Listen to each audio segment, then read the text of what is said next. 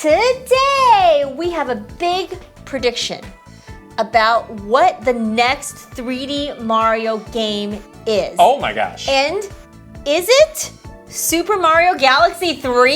Is that a prediction for you to ask a question? Is it though? Our prediction is be. it might be. It and might we be. have some very interesting evidence around why we think this might be it. So I want to talk about it. Yeah, we've been thinking about this since we saw the trailer for the Mario Galaxy movie, and there's some breadcrumbs that were dropped in the last couple months that we want to revisit. Breadcrumbs. And maybe we'll snack on some of those delicious breadcrumbs along the way. We are also today in this podcast committing. You must commit I do. to I the hate games commitment. that you are playing and not playing for the rest of the year. I've got a list. Oh no. This is something you've been taking in a very cavalier Yes, you know I attitude. don't love commitment. And I don't like my worst fear is commitment. So I don't like this. Because I said, hey, I made these lists and I got a little stressed out because there's a lot of games I want to play, but there's not enough time. You're like, whatever. I know, because I don't want to look at them. I'm in doing denial. it. I'm in denial. But I know we have to because it is that time of the year. Yes. It's almost Shocktober. And when Shocktober hits, all the games come out and you have limited time in the day and you have to make some very hard decisions. And that's what There's less daylight. It's just a fact. There's less daylight, less time to play games. You're old. You got to go to bed at 9. You got to go to bed. Jeez. It's the first day of fall. Did you know that? Fall's here. It is. Wow. It is. I can't believe it. It's very warm. It's very hot here. It's 80 degrees here today, so it still feels very summery, but it is indeed. We're officially in the fall season. Yes. Which is exciting. We have finally released our big vlog for the month where we go to It'll make you hungry. some of the ramen places around here that we know Japanese game developers are fans of. We've taken them to these places. We ate well for this vlog for once. Yes. Like it's not like this Germany vlog where it's like I haven't eaten for 72 hours. No. Well, but we ate well when we did eat. We did. We always eat well when we have time to eat. When we did. But we did It's feast or famine. It's nothing or an 18-inch bratwurst, you know? It's one or the other. You know, I'm okay with that, honestly. Oh. I'd rather have like a snake.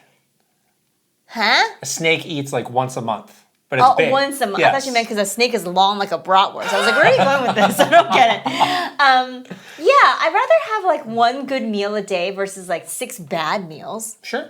Right? Okay. Anyways, we had 3 great meals because we were eating ramen, ranking some of the places that are legit good here in the Bay Area, and specifically in the area that we're in, this town of San Mateo. Right next to PlayStation headquarters, Exactly. right next to where our old office used to be. Capcom used to be around here as well, so just a lot of Japanese devs, game devs coming through. Coming and going. And wanting a little nourishment from delicious ramen, so we have a really fun vlog with it. Was our idea to do this video a subconscious thing of like, we're not going to Tokyo Game Show this year, but we need to try and transport ourselves and recreate the good times of that? Maybe, because you said that you recently rewatched our Japan vlog, which is cute. Like when you're on your phone, it's like 1 year ago today. Yeah, there's a lot of that. Serviced me a bunch of photos from TGS last year. I can't believe it was just last year that we went to. It feels... Well, a lot's happened in a year. Long and short. A lot's happened in a year. Yeah. So we are missing TGS a little bit. I did get the 8-4 invite, and my heart... They had that party. Yeah, that party happened. I think I'm on that list forever now, and then my heart just completely shattered because I was like, I know. It's sad to miss it. Yeah, next time. We'll go back. Yeah, I think we had so much travel over the summer, and I think we accomplished everything we wanted out of that. Now it's a good time to just be here. And do some stuff here. It really is. We really overextended ourselves this summer, I feel like, because not only did we have a bunch of work travel, we both had vacations in the summer as well. So I just didn't feel like I was home at all for like 2.5 months. So this was not the year to go to Japan, although we are slightly thinking about like when is the right time to go to Japan to see the museum. Yeah, now that it's like more an actual museum. Full. Exactly. I'm glad we waited because if we had gone during opening day, we would have missed all of that new stuff. Back. Yeah. That would have been a bummer. And then like they opened the new wing, you're like, I totally didn't see that. Missed that. That would have sucked. I wouldn't like that. No. I would be mad. So we got to do that. We still have to go to Donkey Kong World. So there is some stuff that we want to do in Japan. Eventually. So we'll have to plan that in the next little while. One day. Yeah. Speaking of TGS, though, some of the great... I appreciate this a lot. I do like some of the companies know that a lot of people can't go to TGS, but they do these preview events. Yes. We went to one. We are going to have a great preview for a game that we saw. We can't mention what it is here, so it's just... The embargoes. Mysterious, See, we follow the embargoes. Well, yeah. Mysterious TBD game. Others. Mysterious TBD game. It'll be out by the time this podcast is out for the public, but we'll have so you can check it out. a separate video for it. This is a cool game. This is a cool game that's coming to Switch 2 next year that was high on our list, so it was Super exciting. Hyped. Super hyped, Yes. And we can't wait to tell you all about that. Right. Yes. Very exciting. So let's not wait and get into our discussion about Super Mario Galaxy 3, the games we're playing and skipping, all of that. But first, Wow.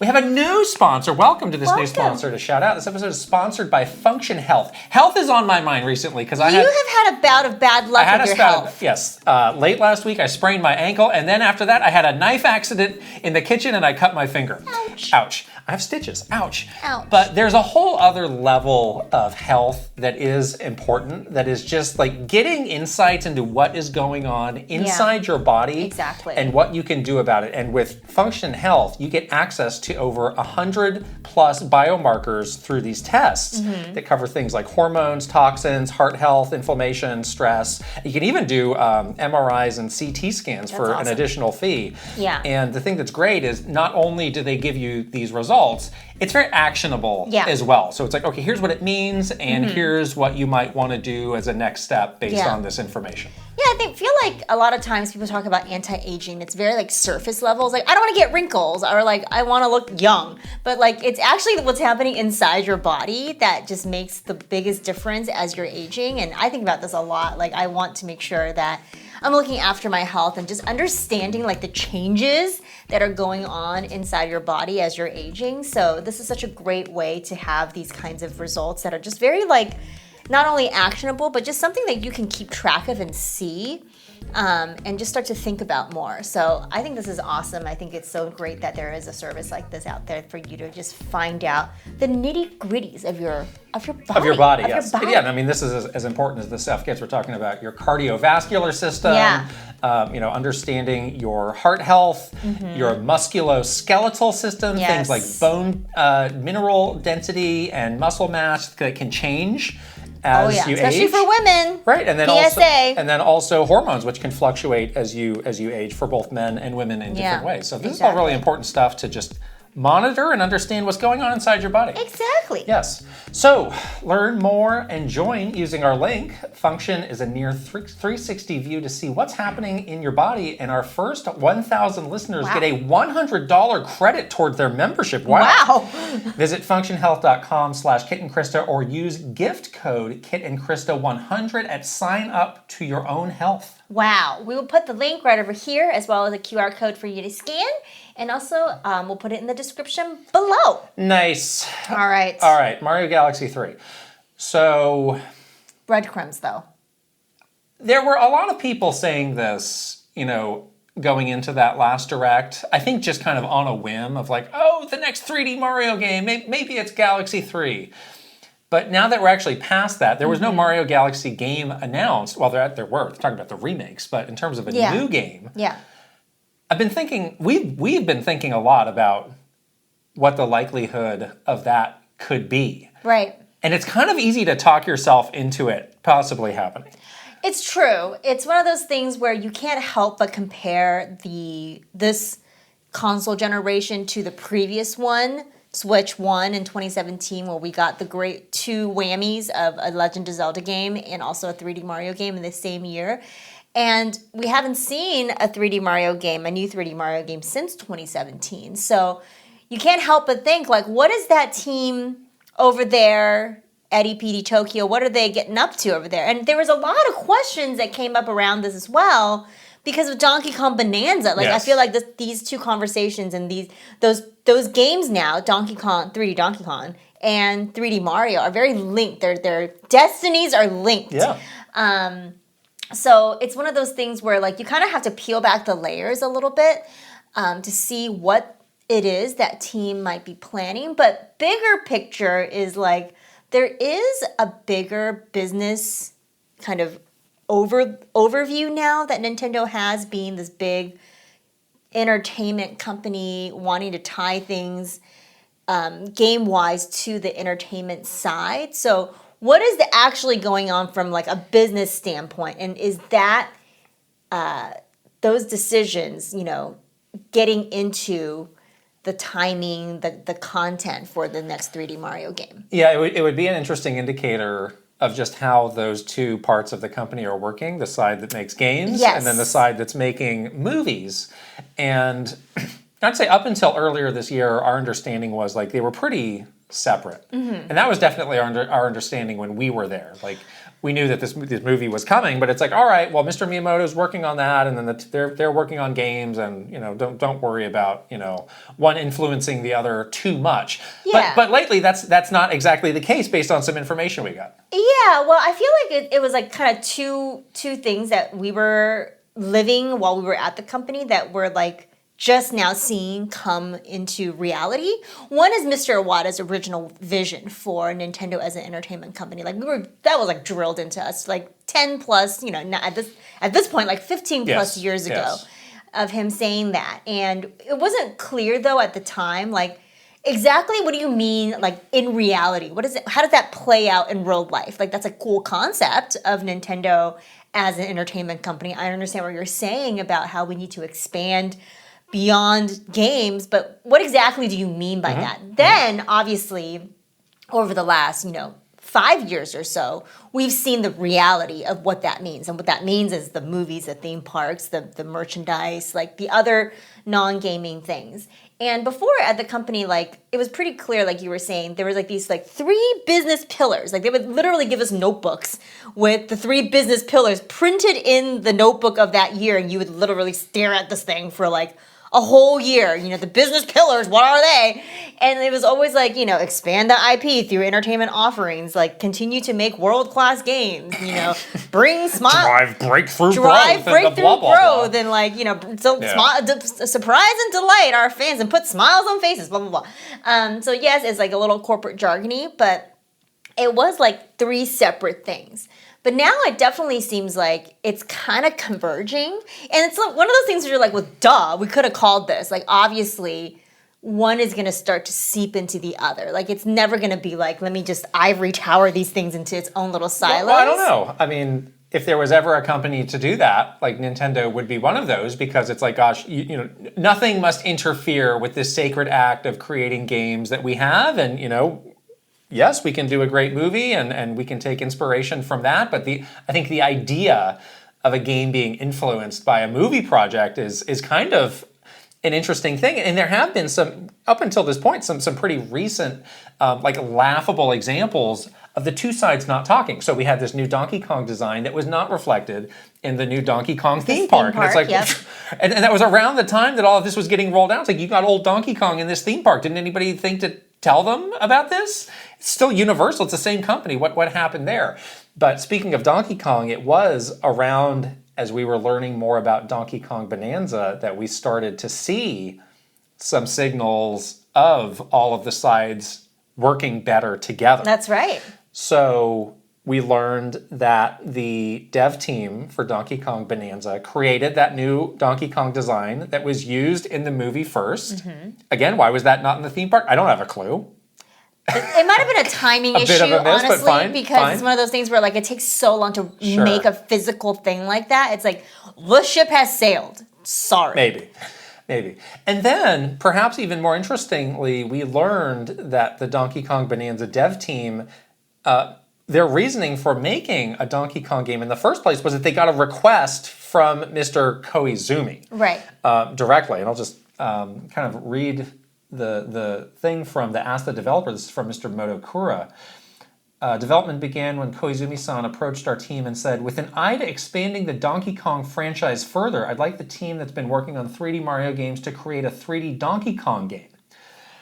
Well, why would, out of the blue, Mr. Koizumi think like, oh, it's time to start building up Donkey Kong? Like that's not something that just came to him out of nowhere. Right. And exactly. I don't know like how people these days understand like where Mr. Koizumi sits in terms of all of the grand figures of Nintendo, but he's a very high up executive now. He's like one below Mr. Miyamoto. He really is. Pretty much. Like he is I feel like Mr. Koizumi, Mr. Aonuma are kind of the same level in terms of they're not just like game developers or producers anymore. It's not like they're just singularly focused on, I'm going to oversee the next Zelda game. I'm going to oversee the next Mario game or whatever game comes out of EPD Tokyo. They're like in the business. Yes. So they are have to, businessmen. They have to think about like so many other things and maybe they don't want to. Right. But they have to. And they're also being very influenced, I'm sure, by Mr. Miyamoto, who is working on these big entertainment projects as well. So So Mr. Koizumi would be privy to all of those top level strategy discussions that are happening at the company. And don't forget, Chris Meledandri of Illumination is now on the Nintendo board. That's right. So there's probably this new, fresh sharing of information within those circles that is making its way to him. I was like, oh, wait, you're making this big push for Donkey Kong to be in these entertainment projects? Well, shoot, we better be going on some games because we've been a little light on that for a while. Yeah. That's an interesting thing, actually.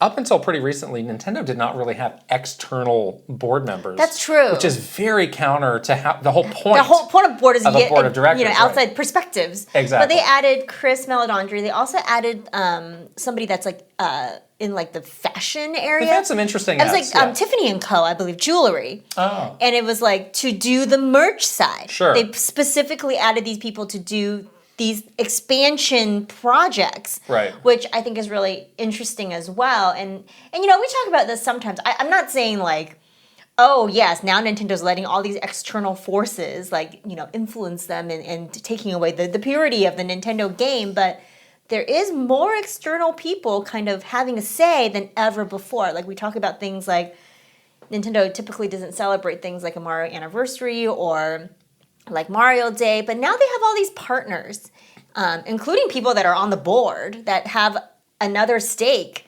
and interest in, we're not just celebrating this thing to like hurrah to the fans, but like we got to make some money. We're here, we're business people, and we're gonna take these properties and turn it into billions of dollars. So there is like other motivations and external factors at play now, not just like we're just gonna like make a game because we feel like it and it's fun. It's no longer as like simple as that. I don't think. Right. So these are things that obviously have been happening behind the scenes for years leading up to Donkey Kong Bonanza, but they really only became apparent to us in the last few months. So it does make you think of like, if that's been happening, then what else has been happening over these years as they've been doing like long-term planning of like, we've got this Mario Galaxy movie, and we already know they're making a big push for Galaxy because we've got those game remakes. Those two remakes coming back. We have those Amiibo, we have all like the Rosalina picture book, all of that. Like there is a big push. Like could that be potentially the cherry on top of this whole year-plus long celebration of Mario Galaxy? Yeah, and we were really surprised in the Nintendo Direct because we also saw that leak that came out before they announced the movie title, and we had all thought and kind of bought into the idea that the next movie was logically, canonically, timeline-wise, Super Mario World.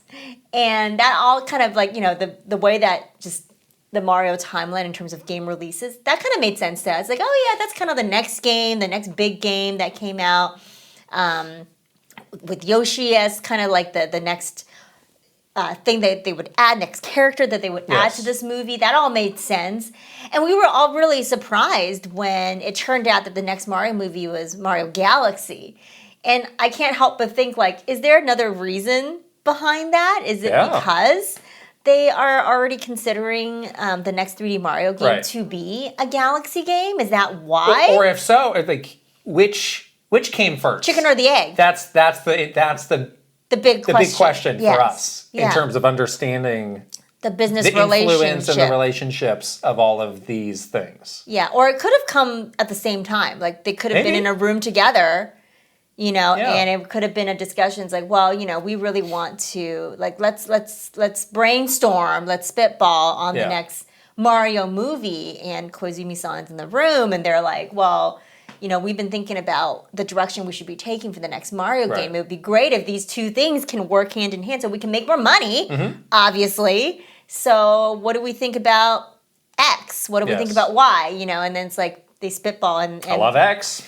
I like Y. But I kind of like Y too. I mean, they're both good. X and Y are excellent. Have you considered Z? But yeah, it just seems like more and more evidence is pointing to the fact that now we're kind of talking about this like cohesive working relationship between the two sides versus it working in very like siloed. Right. And also it could be like just again back to timing. Like it could be one of those things where it's like, well, now that we're like caught up with the initial wave of entertainment stuff and now we're like looking forward to the second step in this, like now we can time it better to the next game release that you have coming out. Like we can catch you before it's too late to implement the Donkey Kong design into the theme park. Like let's not do that again. That was stupid. So let's get better and more, precise on the timing. So like when the Mario Galaxy movie comes out, you are ready to go with some Mario Galaxy stuff on the game side. So it could be one of those things where there was like a learning curve on how do we get this? How do we time this right to make it all make sense? Yeah. So what are the options in terms of what the next 3D Mario game could be? Yeah. Obviously, it could be something totally new, completely new that we haven't even considered. Mario whatever that has a whole new mechanic and a whole new conceit and a whole new location. Absolutely, still possible. Odyssey 2 could continue that. I think you could take that idea a lot further and expand it into some new and interesting ways. Yeah. Galaxy 3. Bring back Cappy. Please. Please. The Cap. I love Cappy. I love Cappy too. I miss Cappy. Galaxy 3. Is there any other idea you would want to throw into the ring of like, these are the options that it could possibly be? Yeah. I wondered also. Certainly not Sunshine 2. I mean, we're not that out there. You never know. You're like worst nightmare. I don't know. It could be maybe nowadays. It could be new take mouse on controls. Flood. Mouse controls. A new take on Flood could actually be interesting. All right, I won't roll that out. Let's not roll it out. Yeah. I do wonder if there is going to be some connections with Wonder. How? Could they do like a 3D version of that with the flowers, with the Wonder? Who knows? Interesting, especially since Mr. Hayashida was involved in Wonder. Mario Wonder. Exactly. He's from the Tokyo team. Yeah.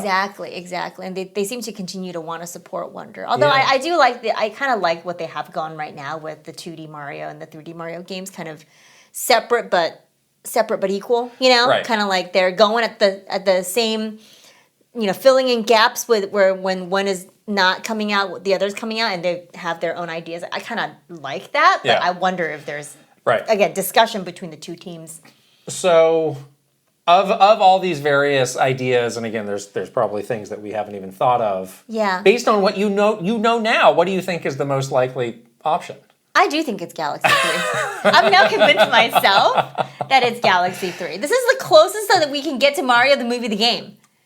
Well, right? That's the next question, which is, so if it is that, and I agree, like you can totally talk yourself into this. Like this is not our prediction. This is just like a feeling based on, what you've been seeing. We'll see what it actually is. Yeah. But does that cheapen this game if it is? Why? I don't know. I don't think that a Mario Galaxy 3 would be that closely connected to the movie. It's not like, oh, well, Chris Pratt's in here and he's voicing Mario now. I don't think it's going to be like that. I do think there are some lines that they would not cross, and I think, it's possible that the games could have like completely different stories, but I do think that it would probably just be in the universe. A new game of Mario in space. Yeah, and then you can there's like some loose tie-ins where it's like the movie also features Mario in space. So it really is not Mario the movie, the game. No, that's a joke. But what if it's not? I keep making that joke because I think it's funny. Yeah. But I actually think that's what's going to happen. Right. I do think there is like, again, the sanctity of a Nintendo game, especially a 3D Mario game, their most precious baby. Right. Like there's no way that they would, do anything to make that less than. So while it might take place in the same sort of universe or theme, bigger themes, Like, yes, Mario in space or Rosalina's in it. Luma's, like things like that. Yes. But I don't think that there's going to be like some kind of specific, like, yes, now Princess Peach is voiced by Anya Taylor-Joy and whoever's playing Rosalina is in the game and all that stuff. I do think that will be, a still, very traditionally done through the gaming side of Nintendo. Right. Yeah, but I can see this happening. I feel like, why would they release those 2 Mario Galaxy games? Why would they celebrate the anniversary that way? Why is the movie Galaxy and not Super Mario World? Like, these are all questions that lead me to believe, like, maybe they are thinking about the next Galaxy game. It's been a long time. Yeah, I mean, and again, I think on one hand, there's enough there to say, all right, these are the products we have that we announced in this Direct to support the movie. It's like, all right, even that on its own, like that's a good push. That's a big push. Right. But you could go over the top for sure. So in the scenario where it is Galaxy 3, the movie comes out April. Right. We've been talking about this forever. It's like, all right, the Bonanza team made a game. Can the Tokyo team be making 2 games at once? Like, when could a, whether it's Galaxy or whatever, like when could this next game presumably come out? If they played their cards right and they got the timing right, if it is a Galaxy 3 game, ideally they would have it out by holiday 2026. Right. That would be ideal. Now, I don't know what they're doing over there in terms of how they're dividing the team. Because then you could support the whole second push for the movie. It's like, oh, now it's on streaming, and now you can get a Blu-ray. Holiday time, all gifting. Yes. We'll do a limited movie release in theaters, blah, blah, blah. There was a lot that happened. People watched that movie for a long time after the initial movie came out. It was such a big movie. It was a big deal when it finally went to streaming. Or I think. Oh, watch it on this airline. We've got it. Totally. And I remember I had a very specific memory of me like traveling around the holidays, and I was walking down the aisle. Every person's screen was the Mario movie, and that was like 8 months after, or like 6 months after the movie came out. Right. Because it was big enough. Right. So I would not think some sort of a holiday release would be too late. No. So I think it would be perfect. So that's where you kind of wonder, like, all right, the movie came out in 2022 and it had this tease for Yoshi, and we knew we knew they probably had some light plans for future sequels, future ideas. A game of this caliber is going to be taking longer to make. Exactly, right? But it's been a long time. Right. So I think that, especially since the last game was 2017, I think that maybe puts a mark on the side of the game is still driving a lot of. And by the way, stuff. I do think it's Hayashida that's doing this next 3D Mario game. Okay. I'm going to put my flag in the ground. Moto he's spoken for. He's doing bananas. Well, and I think it's perfect. Yes. He wanted to do something specific to that gameplay mechanic, and the character that matched well to that was Donkey Kong. He said that himself, which makes sense. And if they were like playing around with a gameplay mechanic as an inspiration for something, and then Koizumi came up and was like, "Can you make a Donkey Kong game?" They're like, "We got you." Yeah. Like that all makes sense to me, like in terms of how they work together. But Hayashida, he has been doing Mario things, like you were just saying, like he kind of consulted on Wonder. Of course, he was doing like Captain Toad stuff, like 3D World. He's been doing stuff, like, and he's awesome. So who else to entrust with a bigger, better Galaxy game, one that pushes into the next like creative idea than him? He's got the chops, like for sure to do it. So that's why I think it's possible for next year. Yeah. So we're kind of pulling on this thread and trying to understand what the connection between all these things are. If we are onto something and there is more of a connection than we thought, are you ready to ask yourself the question of what does this mean for the Zelda movie? Well, I feel like the Zelda movie is like the first Mario movie where they're like wanting to test a little bit. Like, just because the Mario movie was a runaway success, that is not necessarily true for the Zelda movie. This is a very different kind of project.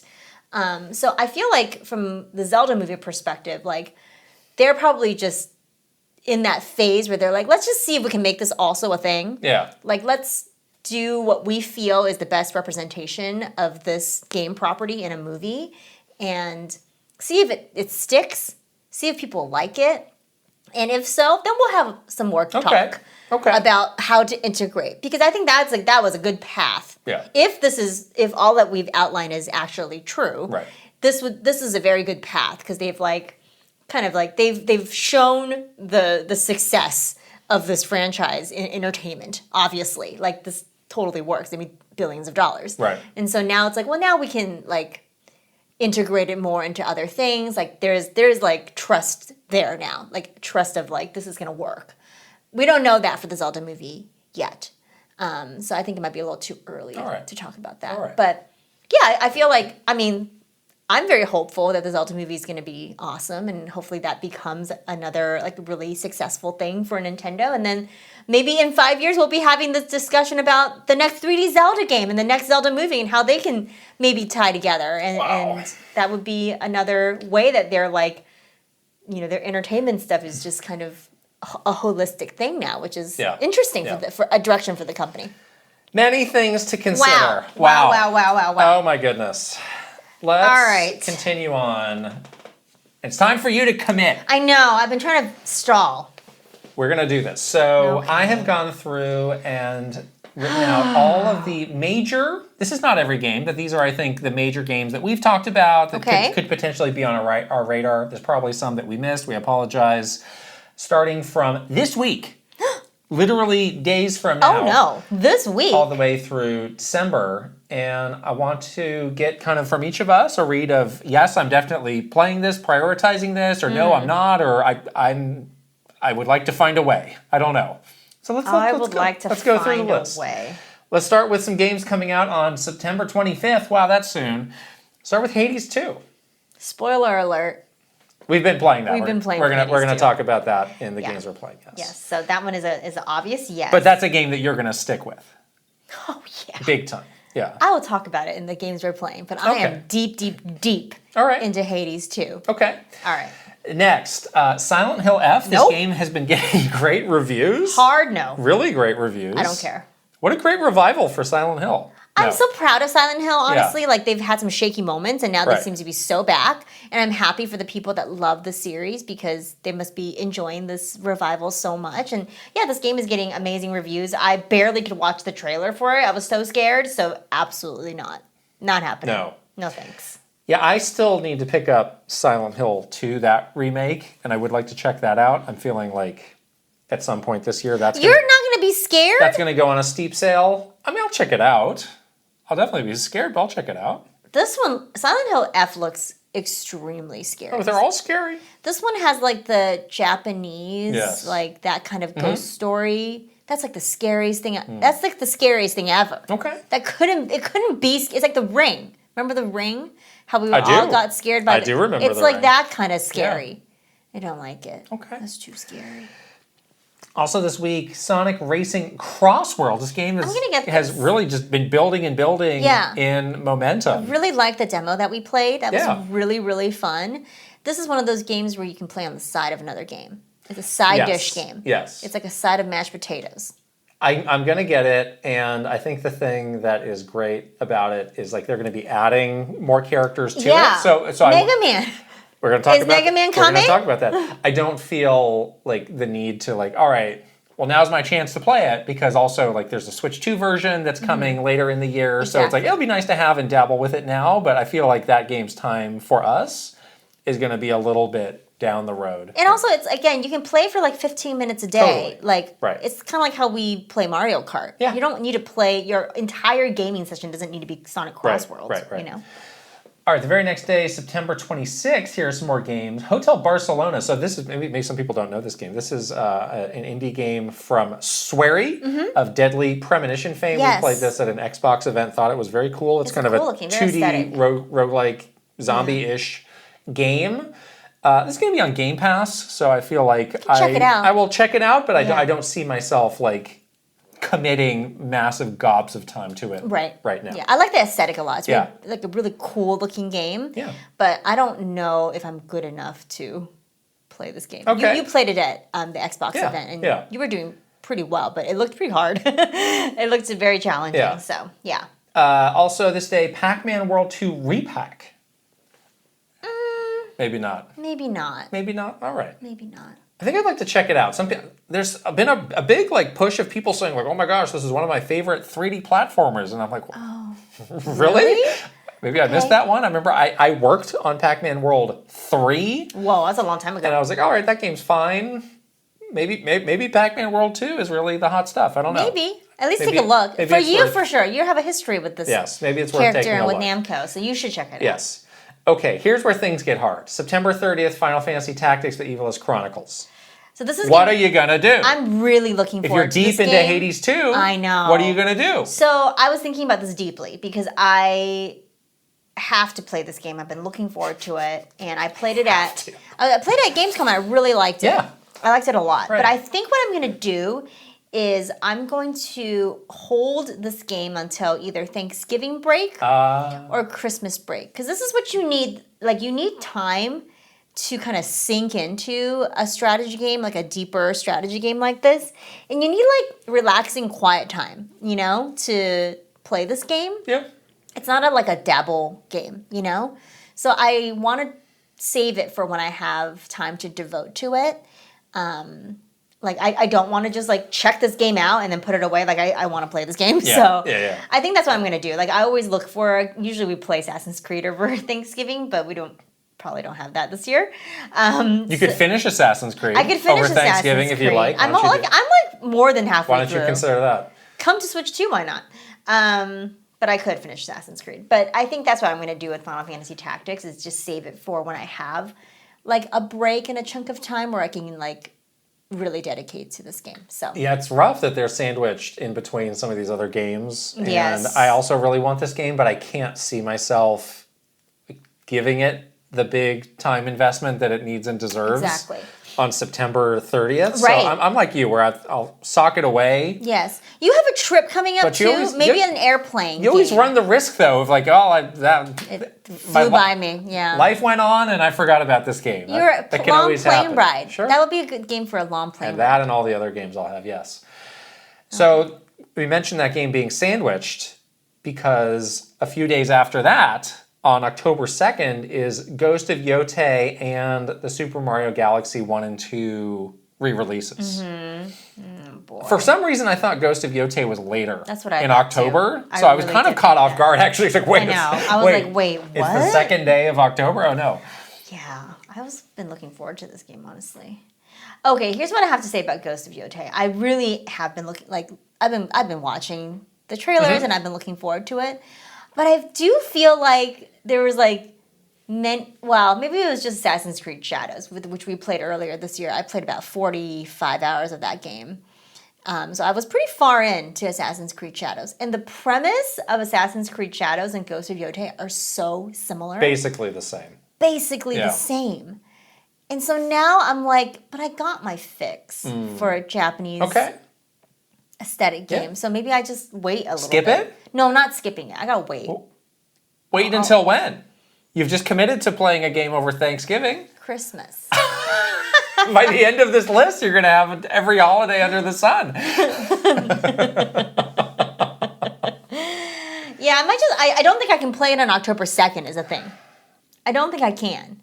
And I have to be honest that my interest is not as high as when this game first got announced because of Assassin's Creed Shadows. I know that's not fair because those are two different games by two different studios and they're probably going to be very different. But just the setting and the characters, because I experienced that earlier this year, I feel like I got my fix a little bit. Well, it's interesting you're saying that because so many people were saying the opposite is actually going to be true. Is people are going to hold off on Assassin's Creed because they know Ghost of Yotei is coming later. Yeah. And it seems like Assassin's Creed was a big success Yeah. for Ubisoft. So it's interesting that maybe it's the opposite that happened. Who came first? People played that game and it's like, oh gosh, we got to do it again. That's how I feel a little bit. And I know that's not a fair way to judge it, but that's just how I feel. I still feel like I want to play this day one. Really? Yeah. Oh. I think I do. Day one? And dang. I haven't played a PS5 game in a while. You know this is going to look amazing. It's going to be beautiful, yeah. It's going to be absolutely beautiful. I think this game's going to deliver and be great. Okay, so maybe I'll let you play, and if you tell me, like, this is, oh my God, you have to, then I will. Yeah. I'll let you guinea pig it for me. Okay. Mario Galaxy 1 and 2. Well, I already have Mario Galaxy 1, so I'm definitely not buying on 3D All-Stars. Yes. Yes. So I'm definitely not buying like any sort of physical or like any 2 games. You don't need the new version. I don't need it, but okay. I might just pick up 2 just to have it in my Switch library. Okay. Yeah, I'd said I was going to play the Wii version of Galaxy 2, but now I'm like, I don't have time for that. Maybe closer to the movie, I'll do a replay of some Galaxy. We can do it for the channel. Well, yeah. That would be fun. But not now. No. Or not on October 2nd. I don't need to play this game on October. I've I've played this game. Closer to the movie. I've played this game multiple times now, too. Closer. Both 1 and 2. I think that's a better way to do it anyway. Both next year. Just push it to next year. Or never. Just kidding. Are there some holidays of next year that you would like to Easter. To book? Easter's pretty Martin late. Luther King Day. Easter is very late. Caesar Chavez Day. Okay. There you go. I mean, that's one day, but okay. You can speed run it. Okay, so that was October 2nd. Yeah. October 3rd is the Switch 2 version of Borderlands 4. This game's obviously already out. This game is already out. On How's other it doing? platforms. People like it, yeah? People seem to really like it. Yeah, I think so. Okay. It's more Borderlands. You were saying, I'm definitely playing this. I'm gonna do this. Try it. This is the one for me. I'm really interested in the Switch 2 version of this. Yeah. Is it good now? Did they fix it? It's not out. We don't know. Oh, okay. Well, maybe that's the decision making yes or no is to see if the Switch version is good. I might wait. I don't know. I feel like this is a game that we're probably going to be playing together if we're playing it. The thing is like I have a lot of fond memories of playing this game with you, but I think that's what I'm riding on only. Right. Because I really haven't played a good Borderlands game in quite some time. And the last time we played Borderlands together was like 12 years ago. It was a long time ago. It was just I'm just nostalgic for our like fun Borderlands. We used to play that game so much. For like a long time. I'm Remember? going to say we're not getting this game on October 3rd. Yeah, okay. Well, I mean, I can't play. If I can't play with you, then I can't play. I'll be the voice of reason. Then I can't play. But you're going to be playing Hades too, so what's the point? I'm going to beat Hades 2 by then. All right. Watch me. Perfect run coming, yes. Then on October 6th, we have Battlefield 6, which is going to be a big one this year. This one's shaping up to be pretty solid, it looks like. This is a no for me, though. I think it's a no for me, too. This is a no for me, unfortunately. For me. Yeah.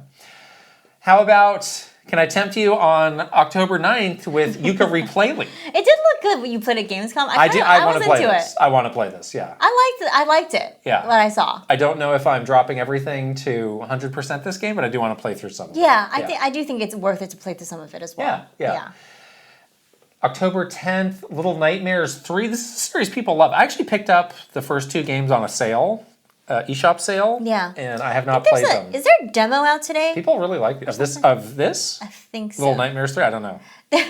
Okay, they probably changed it. It's many days from now that this episode is out, but this morning, Nintendo released some trailer for Little Nightmares 3. Yeah. But they forgot to change the title.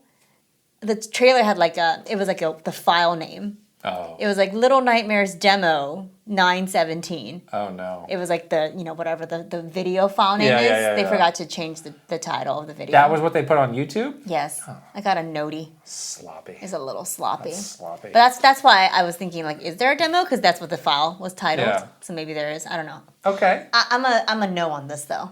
I'm curious about this series, but I think if I already have those older games, I'll probably start there at some point. Yeah. Okay, a big one on October 16th, Pokemon Legends, aka Legendin ZA. Z Alpha. Yes. Day 1. This is a drop everything game. Drop everything day 1. So if Ghost of Yotei, sorry Ghost of Yotei. You have 2 weeks. 11 days. I have 2 weeks. Wait. 2 weeks. 14 days. 14 days. Okay, sorry. Nah. It's exactly 2 weeks. Oh yeah, it's the second. Second Yes. to the 16th. Yes. Yes. You have exactly 14 days to 100% Ghost of Yotei. Before Maybe you I could drop, beat it. Maybe I could beat it in 2 weeks. You probably could if you really buckle down. I might, yeah. No funny business. Straight through main story. How are we going to pick a spoiler cast game for these months? Are going to be tricky for these spoiler casts. Well, Gosh. it has to be like story. We can't talk about that right now. But yes. We can't talk about that right now. No, we can't talk about this right now. Settling in. But yes, Pokemon Legends, definitely a drop everything day 1 play. I pre-ordered for that. me.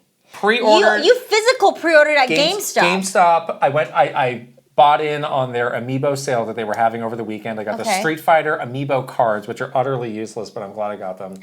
And I saw they were doing, I was surprised, they're doing basically a midnight launch, but for us it's 9 p.m. on the West Coast. Yeah, so you can just go grab it. Yeah, I'll do that because normally when I get these things physical, I'm sweating out like when some Amazon package is going to come. It's like, yeah. Sometimes you don't even get it until like midnight that literally night. the end of the day. Or like the next morning. And then I'm already behind. And then I'm like, la la la, I've been playing digital for 3 hours ahead of you. Right. Yeah. So I'm doing that, and I will have that game ready to go. Yes. Good. Okay. October 21st, Ninja Gaiden 4. This will be on Game Pass, I believe. No? No. I'm playing Pokemon Legends. I think it's a no for me as well. On October 21st. Sorry. Yeah, I think it's going to be a no for me as well. I'm busy between the days of October 16th and October 30th. Yeah. Okay. October 24th, Once Upon a Katamari, the new Katamari Damacy game. No. No. I think it's a no for me also. I'm very skeptical of modern Katamari games. I'll just play the old ones again. Play the first two again. Yeah. Yeah. Okay. October 29th, Outer Wilds 2. No. No. Flying into the atmosphere? Are you going to do it? This is probably a no for me, but I don't know. The way they've been hyping this game up, it's like maybe they know something. Like maybe this game is actually a must-play, incredible game of the year. Or it could be Starfield again. I think it's going to be better than Starfield. It better be.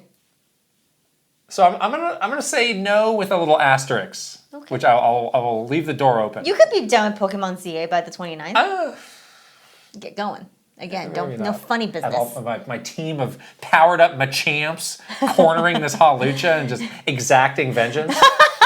That's what I'm going to be doing. You have all the Pidgeys. I've got a vendetta. No, Hawlucha. Pidgeys. I don't care about a Pidgey. That's what your hair looks like. I've got vengeance on my my mind. You used to have Pidgeotto hair. Pidgeot. Okay, October 30th. See, it's like once a day there's a new game coming out. This is where it Never release a game in Q4. 2 games coming out on here. Mortal Kombat Legacy Collection with a K and Dragon Quest 1 and 2 HD 2D. I'm going to get Mortal Kombat Legacy just so I can watch the videos. Yeah. I probably won't be like playing it a ton, but I want to watch the documentary stuff. That's fine. That's like watch it before bed. Like who cares? Yeah. Dragon Quest 1 and 2, maybe. I still need to finish 3. That's definitely a sock it away. Yeah. Put it in the game cellar. Let it age. Like a wine? Like a fine wine. Fine yes, wine. put it in the game cellar, please. The silver oak I'll be back of games. in 1 to 2 years, maybe. 1 to 2 HD 2D years. Mortal Kombat, yeah, that's a day 1. I'm not waiting for I know they're doing a physical for that later. I'll just get this. Just get the digital one so you can watch the documentary. Exactly, I'm completely fine with that. Sometimes you can just finish it in like one sitting too. And I'm really excited for that too. Yeah, that's going to be good. The next day, again, we have 3 back-to-back-to-back days. On Halloween, the 31st, Mina the Hollower. You're very down on this. I'm not down on it. You seem down on it. I need to wait to see what the final looks like because the demo had some issues for me. Okay. I couldn't see. What? Parts of the game. What do you mean?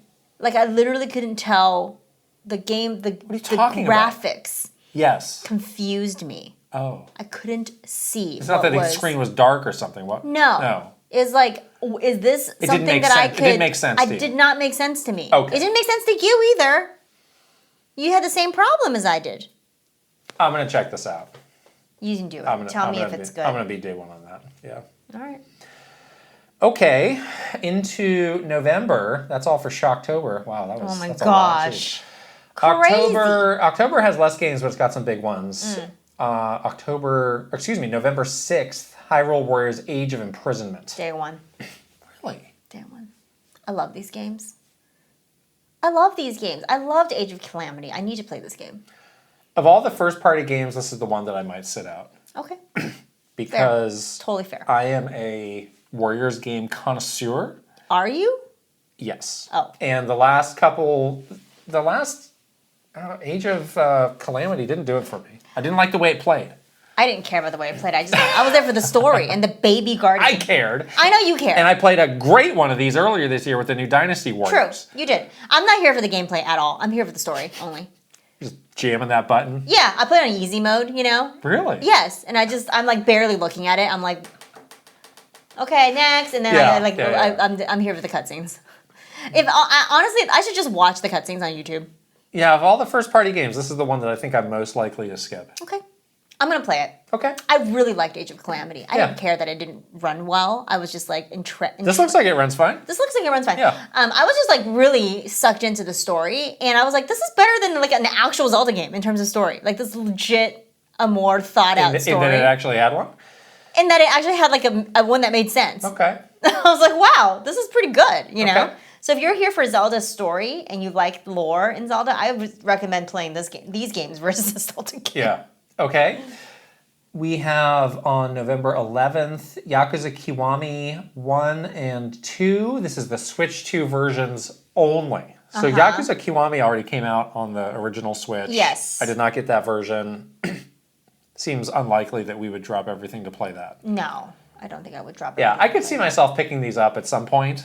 And just kind of dabbling with it. But maybe not on November. Not on November 11th. No. Yeah. Big one. Big one coming out. I can't believe it's already been November years 14th. since COD Blops. COD Blops 7. Call of Duty Black Ops 7. What is their storyline for this one? Well, so you remember at the end of 6, they really went into that whole like, oh, you're living your fantasy, you're in like a dream world, like that whole Inception-y part of that. Yes. They seem to be really going big on that part of it, and I think that's why I'm going to skip it. I think so too, because I really liked the story mode for 6. Right. It was like 90s. You're like living in a hallucination. Okay, I don't want that. Yeah, this is not really what I expect from Call of Duty, and I get that at some point it's like we're desperately in search of a fresh idea. Yeah, we need ideas. Versus like shoot the guy. And I guess I applaud them for that, but it's just not really what I'm looking for. COD Blops 6 was a great campaign, though. That campaign was so good. We both finished it. And then I played some of the multiplayer, too, and I had a really good time. Yeah, it surprised me. So yeah. I don't need to play every year's Call of Duty. That's true. Is the way I look at it. Even if it is on Game Pass, I think I'm good to skip this one. Yeah. But I liked 6 a lot. November 20th, Kirby Air Riders. Yes. Yeah, easy. Day one. Easy pickup. Day one. Very easy. This is another like dabble game. You can do it on the side, yeah. You can do it on the side, no problem. And then after that, there's really only one more big day of releases in the year for December. That's when things start to slow down. December 4th, 2 games though. Metroid Prime 4 and Octopath Traveler 0. Well, definitely Prime 4. Definitely. Even after everything you've said? I have to play it and just play it and finally come up with an opinion on whether or not I like this game or not. The grift continues. The grift? What grift? Octopath, I'm probably going to sit out. Yeah. Yeah. It's too much game. It's a little too much game. It's too much. Yeah. But the December spoiler cast is probably going to be Metroid Prime 4. We can talk about that. Seems like a likely scenario. It's a perfect scenario because it comes out early. I think the Game Awards are that week too. Good. You can play it on the plane. You can play Metroid Prime at the Game Awards. I love it. Waiting for the exclusive. You're going to be in that theater for like 7 hours. Be there a long time. So you can bring your Switch 2 with you. You can beat the game. Yeah. Wow. Well, how do you feel going through all these releases now? I actually feel better than I thought. Oh. There's a lot of ones that I can skip now. All right. Like I feel like I've made You say that now. Decisions. You say that now.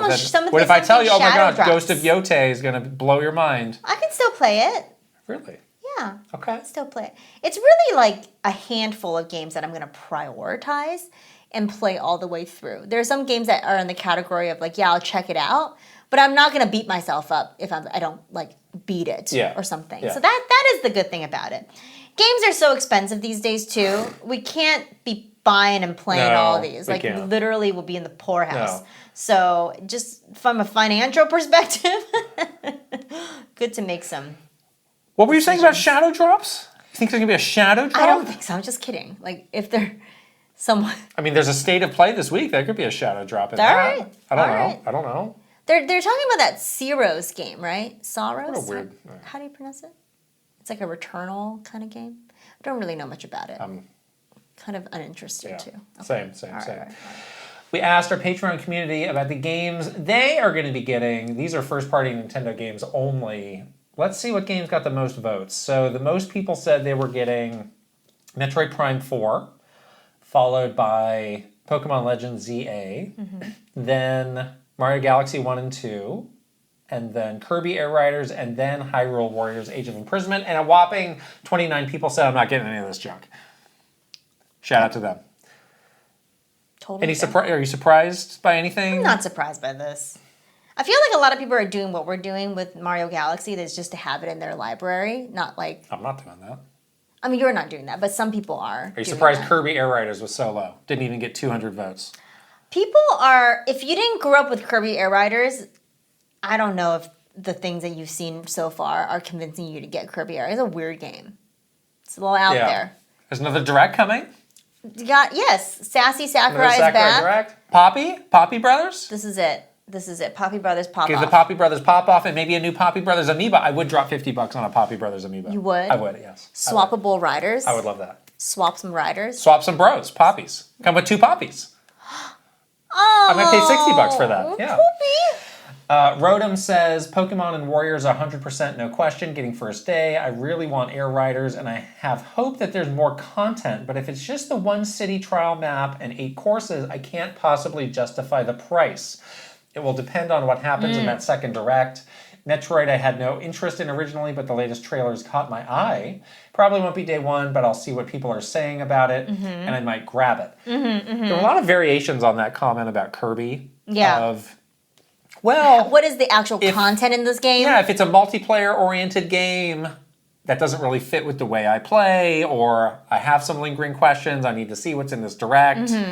So they have some work to do on that game. That's not a slam dunk the way some of these others are. I think so too, and I think that was kind of what we had said about it going into it. Is like, unless you have this nostalgia already, you're going to need more convincing. You're going to need more information, and not just like crunchy Sakurai information, but like actual information. Yeah. You know? Yeah.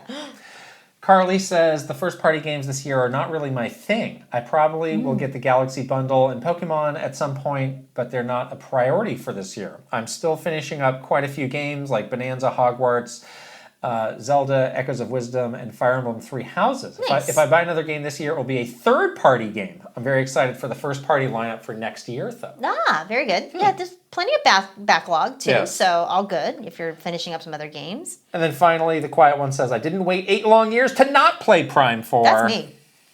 That's me. Out of principle, I'm going to play it. Out of principle and spite, I will play this game. I'll play this game. play?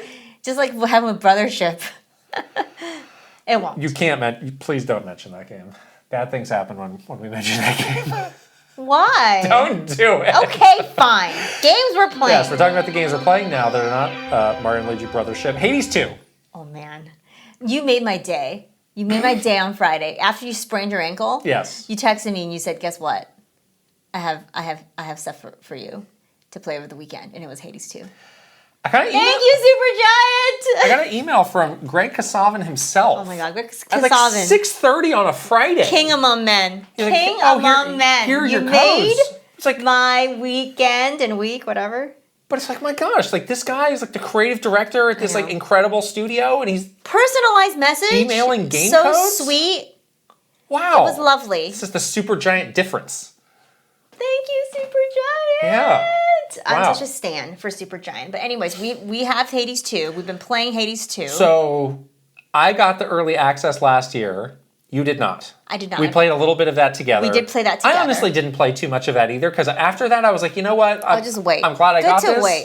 It was a nice little taste, but Yeah. I will just wait. Yeah. But I knew there are people who really do like track the progress over that year and really have a lot of fun doing that. But Yeah. for me, I was like, all right. You can see the updates. This is a great model for them. Right. I think. Right. Because then they can do that thing where they implement the player feedback Yes. and hone the game. And we both, obviously, if you guys didn't know it already, we're like massive fans of Supergiant, and we both played Hades 1. I feel like Hades 1 and the stuff that we were able to do with Greg and the team for Nintendo Minute was probably some of my favorite things ever that we did. And it was like the light during the pandemic. Yes. It was like my That was beacon, 2020, yes. my beacon of hope. Mm-hmm. We were on like Zoom calls all day with them, doing fun things like character tier lists. We did like hours and hours. I think we did like It was very long. like a 6-part series. Very long. And I loved every moment of it. And then playing this game, usually a genre that I'm not really into, absolutely fell in love with the way that this game, like, you know, turned this genre sort of on its head a little bit, or added like some other things to this kind of roguelite game that made it feel fun and accessible.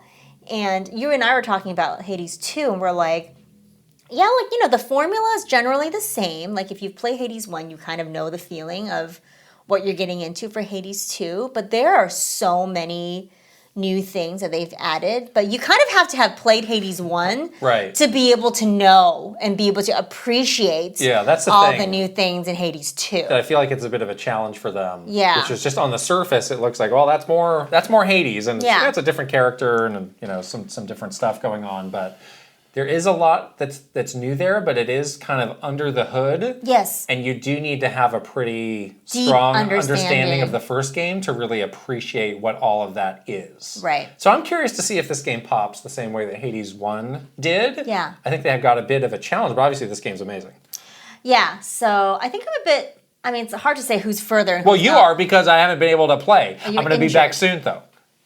Okay. I'm coming back, so you better take advantage of your little head start. Lest the same thing happened that happened with Hades 1. I beat you like 2 hours later. You had a temper tantrum. Maybe even like 10 minutes. Because I beat the game before you did. You beat the game and I went to bed. Temper tantrum. You texted me at like 12 a.m. and you were like, I beat it. And I was like asleep. And then the next morning I woke up and beat it. So really, you didn't really have That's not exactly what happened. You didn't really have a head start. I mean, you have a head start. You didn't really have an advantage. Anyways, we've been playing Hades 2. I've been playing like a lot. I'm totally into it. So I have the Switch 2 version. You have the Switch 1 version that you're playing. It's all good though. On a Switch 2. Because on launch day, I can just get a free update for it. There is a free update, yes. No worries. I already downloaded it and it just said ready to update when the game launches. Have you seen any... No. Because it's still running. No. It still runs at a high frame rate. I'm sure it still looks great on a Switch 1. It's fine. Yeah. I mean, it looks fantastic. It's 120 frames on the Switch 2. Obviously, I cannot tell.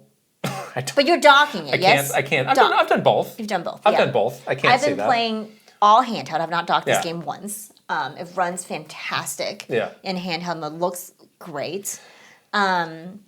Absolutely loving the new things they've added. So this time, I really like what they're doing with the hub world, the crossroads. There's more to do there. There's a lot more to do there, and there's again the reason why this game is fun for this genre is that like you don't feel like you lose all your progress when you die, because you will die like a lot, like all the time.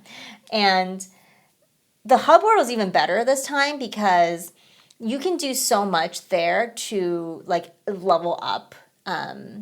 Melanoe, and like it's cool because she's like a witch, right? So you can do like witchy things. Like there's a huge like cauldron in the middle of the hub world, and you can like learn these incantations and collect materials as you go through your runs. And then you basically can like do these spells that like augment the game world, which I think is so clever. So I've done a ton of those. Yeah. Like now I have like a lot of little upgrades in my game world. That's very helpful in my runs. And then the other thing is they have this new system with these tarot cards. I like this a lot. Yeah, it's basically like a skill tree that you can mix and match, and you can get more slots for the tarot cards and unlock them with the things you collect on your runs, like the materials you collect. And then they augment your character. Like they give you like a lot of bonuses. So it's just about like you kind of figuring out your play style. Are there any of those that you have liked a lot? Well, I mean, I gotta prioritize health, okay? Health and like I'm mainly prioritizing like health and speed. Because how I like to play this game is I like to like prioritize the bonuses I get, like the boons from the gods, where it's like you can like as you're like rushing around them, like you have a trail of fire, or like you can do like knockback with water. Right. Like I like or freeze them.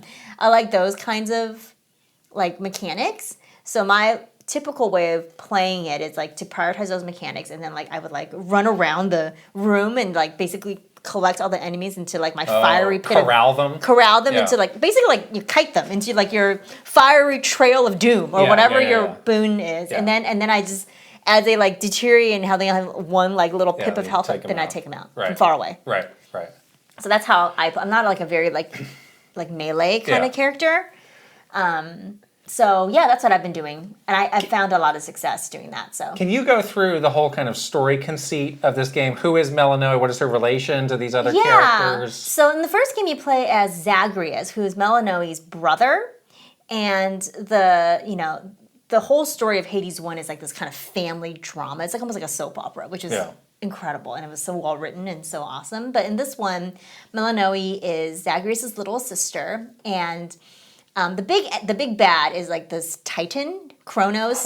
Yeah, is in Greek mythology, like Kronos is sort of like the father of all the gods. Like even Zeus is born of Kronos. But so Kronos is the big bad, and you meet Kronos pretty early on as well. And something has happened, and Kronos is like taking your family hostage. So Hades, Zagreus, your brother, and Persephone, your mother, is now like kidnapped by Kronos, and you're trying to rescue them. Yeah. So you're related to like you're still like a princess of the underworld, but you're also studying under this like headmistress who's a witch. So that's why you have your like little witchy skills and stuff. So that's kind of how they've like linked the gameplay with the character. Yeah. And you still have that hub world where you can like talk to other people and stuff like that, and you can talk to the gods. Like when you get the boons, they'll have dialogue for you, and you can see they still have a lot of the family drama. Like you'll meet, you're like, Uncle Poseidon, help me do blah blah blah, or like your sister Artemis, will come and like help you and stuff like that. So you have a lot of that too. There is one new. I'm blanking. The moon. What's her name? The moon one. She gives you Selene. She gives you a completely different type I like of that thing, a lot. which is they call it is a hex. Is that what hex, they call it? Yeah. So basically, if you're in a room and you've used a certain amount of magic. You get access to this pretty powerful like spell. There's obviously different ones, but this sort of very powerful move. Yeah, my favorite one is the Wolf Moon. What is that? If you collect, and you can level up the hexes as you go as well, which is really cool. Oh, really? So if you see her again, okay. instead of getting a new hex, you just level up the one you have. And I powered mine up to like an epic level, and it was like ridiculous. What does it do? What does that one do? So this one basically is like an AoE spell where you can like, it's like a moving target. You can like target around, and then it shoots you up in the air, and you just like crash down as a big giant moon. Yeah. And it was doing like crazy damage, like 1,000 plus per hit. Yeah. And it was actually pretty easy to charge up too, so I really like that one. Yeah, so in terms of attacks, like she's got like a normal attack, a special which uses magic, but then this other thing is kind of like it's like a trap move where it's called cast. Creates this circle on the ground, and it just holds the enemies in place. You can see little hands come up and grab their legs, which is such a cool detail. And all of those moves can be charged up to do a more powerful version. Yes. And ordinarily what's it called? The cast? The cast just holds people in place, but you can have it do damage if you charge it up. And I've been trying to just learn like the right way to use magic in this game to not like. I think I've been too conservative with it because it does seem like pretty frequently that you get that replenished. I have a card that just charges 6 per second. Oh, wow. So now I use magic a lot. Well, that's handy. Yeah. So prioritize getting that card. Right. You do have to like literally wait for the charge to happen. Yeah, so you need to give yourself some spacing. Right. Yeah. And there are some cards that will reduce the time I have cards to for charge, that too. so that's something that you've got to do. Yeah.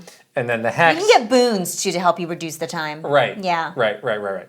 So she does have some different stuff I like her versus moves. Zagreus. And then the like some of those other moves, like depending on, the boons that you get, like you can create like a fire trap where it's I like, love all right, that. now everybody's getting burned. Or I had one that it was like you're throwing a fireball that then becomes the trap. That was cool too. I like that one. I really like that one. I also like my favorite ones too is like it's not as like visually splashy, but if you prioritize Aphrodite's boons, like if you always go for her boons, you can do this thing where everyone is just so weak. Like you can stack the weakness, and you don't have to do anything. You can just like trap them in your cast and just wait. Just go stand in the corner and wait, and then they'll just die on their own. Oh, really? Yeah, it's awesome. Wow. And that's how I beat a lot of the bosses. Like there's the boss in the second area that's pretty tough. Right. And I learned that like actually fighting them is the worst thing you can do. The best thing you can do is just like get enough boons where your cast is really powerful, like level that up as much as you can in your run. Whatever cast you get, like whether it's like a fire trap or like an ice one or like Aphrodite's weakness, and just trap them in there and just sit there and wait. That's cool. That's cool. Yeah. There are different weapons that you can get. You need to get like rocks. Farming. Like a little like Monster Hunter-y. Like you find a pile of rock and then you get a pickaxe. You got a pickaxe. Bonk, bonk, bonk. And I guess you can unlock other like tools. I have a shovel. Yeah, there's a lot of tools. So now I can dig up and I can plant like I can have a little garden. Yeah, what are those for? It's for the cauldron. Oh, okay. Creates ingredients for the cauldron. Yeah, so now I can like harvest materials. Right. It's like a little Animal Crossing. Farm here now. So cute. And But you don't have to like tend to it, right? It's just kind of like it's a timer. Within some time it'll grow. Yeah. You don't have to like water it or anything like that. Okay. I guess you can get a fishing rod next, and I haven't gotten it yet, and I really want it because I can see the little fishy areas that I want to try out, like what that's like. And then you can also get an animal familiar.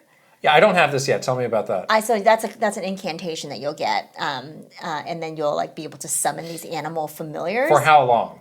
For your entire run. Really? And they never die. Wow. Yeah, mine is a little froggy right now. And there's different ones? Yeah, there's like 5 of them or something. I haven't run it. I need to figure out like where I find the other ones. Because there's one that looks like chili, and I really want that one. But it's really cool. That's a nice addition. It's a very cool addition. Yeah. I'm loving it, if you can't tell. Like, I'm so into this game. Yeah. And I'm like I love figuring out the systems. Like, they do such a good job of like, you know, just like teaching you how like the new things work in the hub world. Oh, and then there's also this new thing with the 3 fates, where they give you like, you have this list of like almost like challenges, and once you meet them, you can like go and like trade that in for like pretty rare ingredients and stuff. And you get to talk to like the hottest character in the game, which is Moros, the brother of the 3 fates. Okay. And then there's this one thing that you can do that's like really awesome, where you can build a hot spring in your hub world, and then you get these like bath salts, and you try to like give it to people to see if they'll take a bath with you. And it's kind of like relationship-y. It's kind of like Fire Emblem relationship. Yeah. And like the first 3 people I gave it to, they were like, I'm not interested in this. And I was like, oh, that's so sad. Rejected. I was rejected. And then I was like, I really just want the hot guy. Yeah. The hot, like, knight Fate's brother to take the bath with me. So I kept trying to like chat him up. And finally, last night, he accepted my bath salt. Oh, I'm and so we happy went for to you. take a bath together.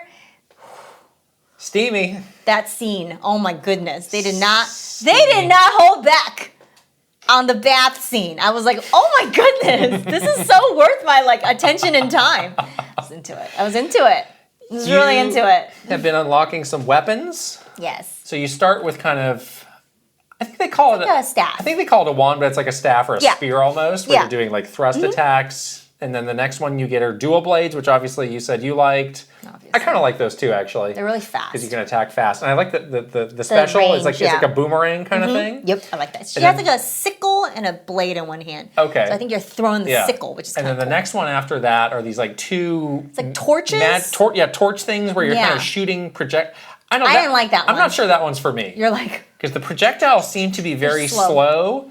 And the special was interesting. It like surrounds you. Where it becomes like a circular thing. But see, I don't like people around me. I'm always like real far away from them. I'm like, don't come over here. I've heard people saying the axe. I have the axe. Is that good? Slow. I've heard people say that's very strong. I don't really like it. Okay. The next one you get that I haven't been able to unlock yet is, it looks like a floating skull. So I'm really interested. I'm interested in this. I'm like, what is this? Huh. Yeah, I mean, they had some pretty out there weapons in the my favorite one was the shield. Remember that? Where you can throw that shield and it'd be like bouncing off people. Captain America, yeah. Captain America. And then you could like infuse it with I remember my favorite boon was to get the Zeus lightning. And so you're just like chain lightning. And it's just fun to watch. But wasn't there in Hades there was some sort of like a grenade launcher type thing? Some sort of like, this is a little There's a lot of cool weapons. Yeah, but this one definitely really out there stuff. The dual blades is my favorite one so far. I've tried all of them, but I've been able to really like understand how I like to play with dual blades. And I'm a range character, so I like to play with using the specials. Okay. Really. Well, we'll have more to say about this game Wow. in the coming weeks, probably a lot. Wow. But yeah, it is this interesting thing where it's like, okay, if you were doing like the back of the box for Hades 2, what would you put what would on the it? first thing be? I don't. Yeah. It's a kind of a tough challenge, but obviously, like we recognize all the stuff that they've added and really appreciate it. Yeah, because we were so deep on Hades 1. But if you don't have that background, Yeah. where do you begin? Exactly. With some of that stuff. Yeah, Yeah. exactly. I'm curious to see if there's anybody that has played Hades 2 without playing Hades 1, and if they have the same sort of like deep appreciation for Hades 2 that we do, or is it kind of over their head a little bit? Right. Yeah. But I love it, and everyone's hot, Yes. and the story is great, and I'm having the time of my life. I love it so much. Another game that we checked out is called Flame to the Finish. This was fun. Which is an indie game that kind of appeared out of the blue. Wasn't it a long time ago we played a game called Phogs, P-H-O-G-S, where you kind of play as this weird freakazoid two-headed dog. Two-headed dog. And it's a co-op game, and you're kind of controlling each side. This is similar in that you're both connected, and we're both controlling, one side or the other. Yeah. I like this game better, though. Yes, this game has cool physics, I think, Yeah. which is what you need for a game where you're connected like that with basically like a umbilical cord Right. in the middle. And there's all these things that you can do. You can basically do this thing where one person sticks to the wall and the other person can like Slingshot. stretch the umbilical cord, and then you can Stop calling it an umbilical cord. That's what it is. It's not. It's like It's a string. whatever, fine. It's like a flexible string Yeah. thing, and you can like boom, fling yourself. Right.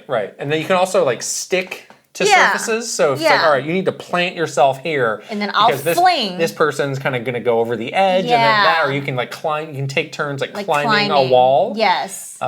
It's fun though. So yeah, I think there was maybe just more variety of things Of that moves. we Yeah. were doing, but it has that everything you would expect of a game where it's like. The three-legged race, basically, where you have to work a little together. bit Yeah. in unison. It's got kind of a pretty out there like presentation. Like the music is very. Strange. I don't know what I would even call the music. Is it like elevator? No. Not quite elevator music. Yeah, but kind of It's like something you might hear in like a 70s game show. yeah, it's kind of like goofy, It's right? It's a little goofy. Yeah, not elevator music, not Right. like Muzak, No. but like kind of goofy. Anyways, I mean, it has a very tongue-in-cheek kind of Yes. like we're here to be cheesy, Right. we're here to be corny, Right. But it's in a fun way. Right. So we were just doing kind of the normal challenges where it's like just get through the level. Yeah. But I guess they do have a pretty big race mode where, if you have multiple pairs of people, you can do That'd be races kinda that fun. way. I think you can also do it online. This is not really a single player game. Like if you're doing No. single player, you're playing both sides. You tried together. it and you said it was really hard. I tried. It was too hard. I guess you could probably get better at that, but it's not really my thing. So Yeah, you might as I'd well say just this is find more of something a to play with. multiplayer Yeah. only thing. But this game was a pleasant surprise. It was. We kind of enjoyed, like, we took a Yeah. little break and we were playing together. Yeah. It's always fun to find a nice co-op game, Yeah. Okay, let's move on to the news. And this was a story that happened late last week that we kind of wanted to see if there was anything more that came of it. There kind of wasn't, so might as well talk about it. So this came from a big news story from IGN talking about how Nintendo is having some big changes in its customer support team. And essentially, people should go and read the full article if they are interested in this. There's a lot of, it's a very detailed article. They got a lot of kind of anonymous quotes from people who were involved in this. But basically, Nintendo is outsourcing its customer support team and cutting a very large number. They said hundreds of contractors, a lot of them who had been with the company for a long time. And something that I found a little bit surprising because the customer support team and the strength of Nintendo's customer support services was always something the company took a lot of pride in. I was going to say, this was one of those things where it would be brought up all the time. Like, we're so proud to have this really great, like, internal, in-house customer support team. And, Nintendo has always prided themselves on the great feedback that their customer service team has gotten from people that have needed their services. And like, yeah, Doug and Reggie would stand in front of, the company during huge meetings to go out of their way to praise the customer support team. So this is a bit shocking that they would kind of do something complete opposite, which is let their internal trained people go that they've trained for so many years to have that level of quality to then outsource it. So a very curious decision. Right, and it's true. Like you really didn't hear any stories of people who are like, oh my gosh, I had this terrible customer support interaction with Nintendo. Like they did really pride themselves on going above and beyond in that regard. Yeah, so it's a shame. You just wonder why, with it being outsourced, is that going to be sacrificed as a result? And if so, why? Like why would you have to do that? Yeah. But it's very similar to a story that happened a couple years ago when there were some other contractors that were let go. Like, these are not technically full-time employees. They're contractors. They're kind of done through this contracting agency. Yeah. There's kind of limits to how long those contracts can be, but they found a way to kind of get around that where it's like, okay, we can hire you for 3 stints and then you have to take a break for however many months, but then we can bring you back. So it's like... That was also the other part of it that was always a bit strange. And there was another story that was kind of related to this, is that like these contractors kind of felt, rightly so, like, I feel like I'm kind of being strung along by Nintendo. I've worked here for, they would say things like, I've worked here for like 10 plus years. Yeah. But as a contractor with this, like, obviously I think they were hopeful that at some point maybe they would be made into full-time employees. Right. And it seemed like it was just this moving target, and Nintendo never had the intention of doing that. And now they're, sort of let go altogether, and their jobs being outsourced. So it feels icky.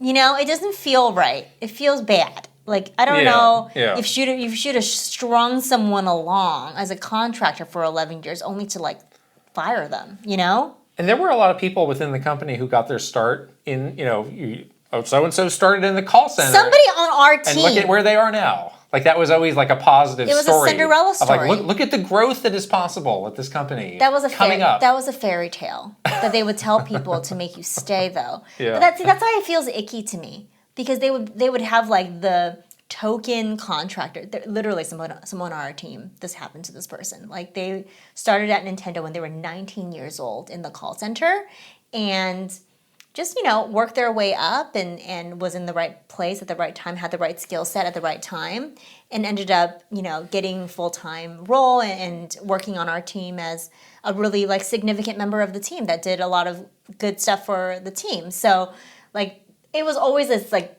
kind of like Cinderella story that they would tout. But for so many people, that was, like, never going to happen, Like, and Nintendo didn't have intentions of making that possible for them. So it feels weird. Yeah, it's also like, like even growing up, like they would put some of these people, like they would do these scenes in like an old Nintendo Power of like, oh, if you call these people, they'll give you these tips, or these are the people helping you, and they would even spotlight these people. So it is kind of sad to see kind of how that changed, and obviously now that's ending here. Yeah. And those people were in kind of a building that was connected to the main headquarters. It was one of the older buildings, but it was still there. So now they're going to have, I guess, just a lot more space, or I don't know. I don't know. But they talked to some people. Doesn't feel good. Who did it, and obviously they feel bad, but they were pointing out, the minimum wage in the state of Washington is $16 an hour. In Brazil, where a lot of this is being outsourced to, it's $1.50 an hour. So, just on, I guess this was a cost-cutting move, but again, like, why did they need to cut costs now? Like, they're making more money than ever. Money hand over fist. And that was never really the Nintendo way of like, cut costs and make money at all costs.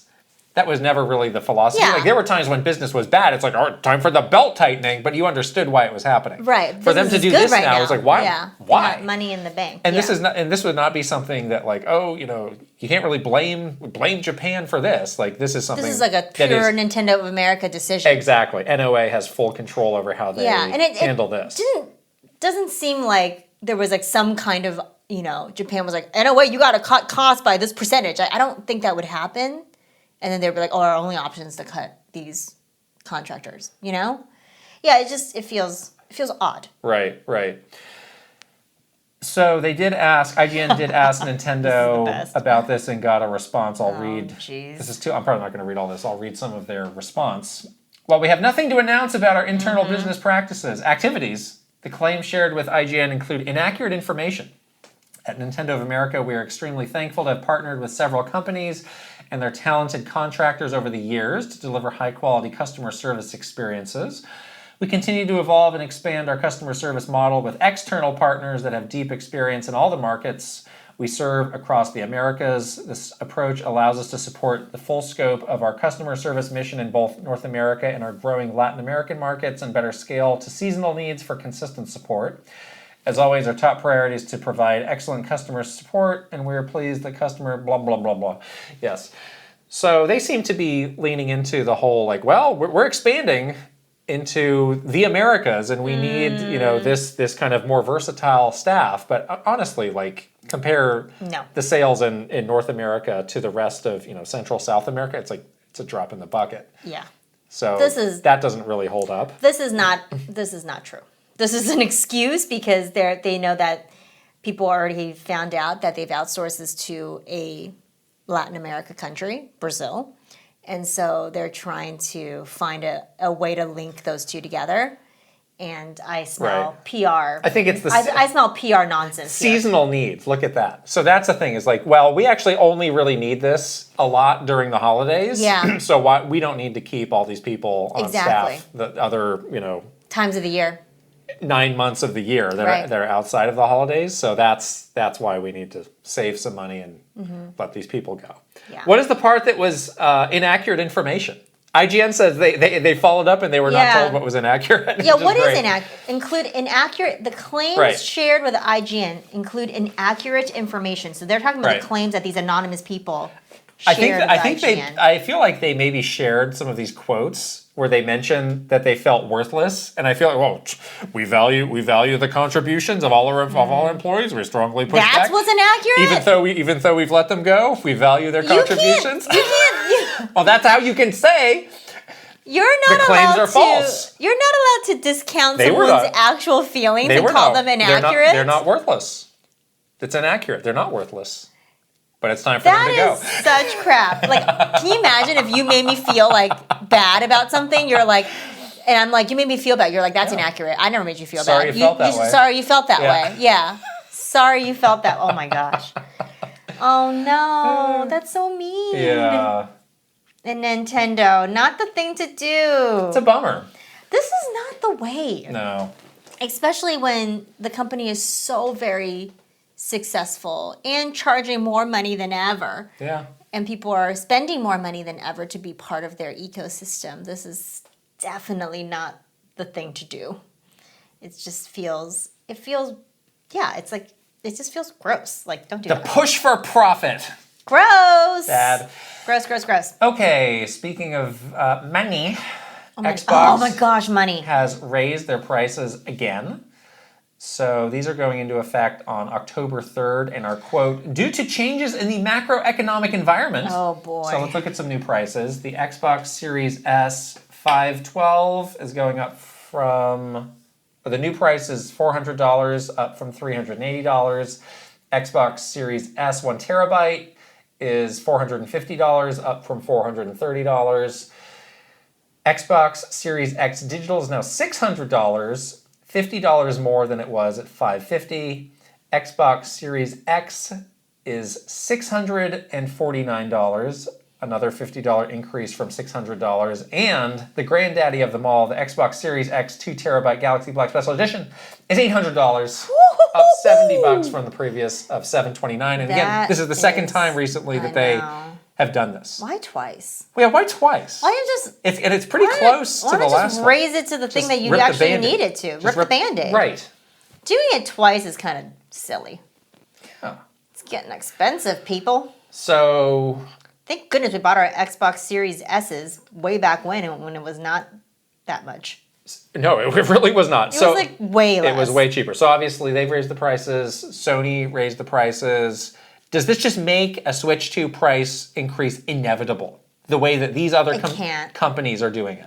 It definitely What if you get past this holiday? And it's like, well, now it's time to go up. Oh, jeez. We got the big footprint now in the markets. We did what we needed to accomplish for that first calendar year. Now it's time to... Do you think they're losing money still, Nintendo? Or I don't do you think it's a razor-thin margin? I don't think Nintendo's losing money on much these days. Like, just say per unit Switch 2. Maybe. Is there money lost because they didn't raise their price? Because of tariffs and such? Macroeconomic environment things. Sure, but I mean, that's kind of a reality of this business is you are because Nintendo always had like bigger margins than these other these other hardware makers. They were sometimes profitable. They were most of the times profitable. Right. Maybe 99% of the time. Sure. So I feel like how much margin did they got to work with? I feel like these companies just had no margin at all and just had to. Or they're just like bleeding money, you know. And Microsoft too, they're in like such a different environment and where Big Daddy Microsoft is always coming down on them, being especially lately, being like, you got to do this, you got to, you know, make the necessary changes, and they really don't have a leg to stand on, which is kind of unfortunate. But that's not Nintendo's situation. So I still don't think they're going to raise the Switch 2 price. Okay. Do you think they'll do another raise on amiibos and accessories and other stuff? How much more can you charge us for these amiibos? $70, $80? I don't know. Yeah, maybe. That's more likely in my book. Yeah, just more likely on accessories. More of that. Even games, you know. Why don't they do that? Why don't they just do accessories?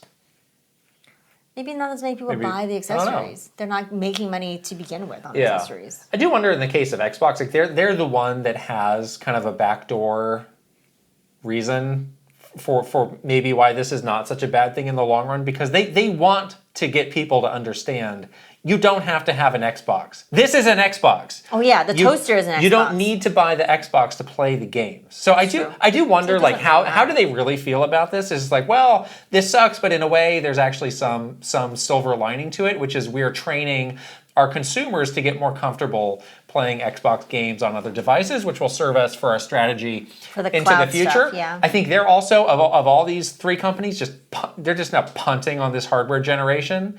Like you hear these things of like, gosh, the hardware sales have just tanked on Xbox. So it's like, well, you know, we'll call it a loss and move on. We'll still see through this generation. You know, we still have games that are coming, but you can play them on a lot of things, and maybe it's not on an Xbox, and we're okay with that because that's actually what we want. Versus, you want to play Ghost of Yotei, you better get this PS5, but it's going to be expensive. Yeah. I wonder what this means for their handheld thing that they're doing. They haven't even announced the price of that. That's the thing. We're like a month from that thing coming out. I know. That's going to be ridiculously the ROG high. Ally. Yeah. I'm very curious about what that means for the price of that, because they've been wanting to get into like the handheld space. Not going to be good. And if they just price everybody out of it, that's going to be rough. Yeah. They have two versions of that, but I heard that the baseline version is kind of shaky. So it's not going to be good. Yikes. Last story. This is a surprise. So we last week were recording a video about Sonic Racing Cross Worlds. Yeah. And immediately when we finished recording that and kind of sat back down to our computers, this had leaked. Oh. Saying that Mega Man is coming to the game as one of these kind of post-launch waves of characters. Yeah. What? Mega Man. And then, so this is in part of some insert that came with the physical game. Obviously, the physical game is not out, but somebody got their hands on one early. Also, the Ninja Turtles, was that something new that they had they revealed that before? So I hadn't seen it. On their website, when I was pulling stuff for the video, it was only Minecraft, SpongeBob SquarePants, Pac-Man. We knew that. Pac-Man. But now they have Mega Man, Ninja Turtles, and Avatar. Did you know Avatar? That's cool. I love Avatar. You like Avatar, right? I love Avatar. So SpongeBob, Ninja Turtles, and Avatar, Nickelodeon, is that right? Nickelodeon, yep. Yeah. Interesting. And they got Capcom, obviously, Namco, and then like the Minecraft stuff.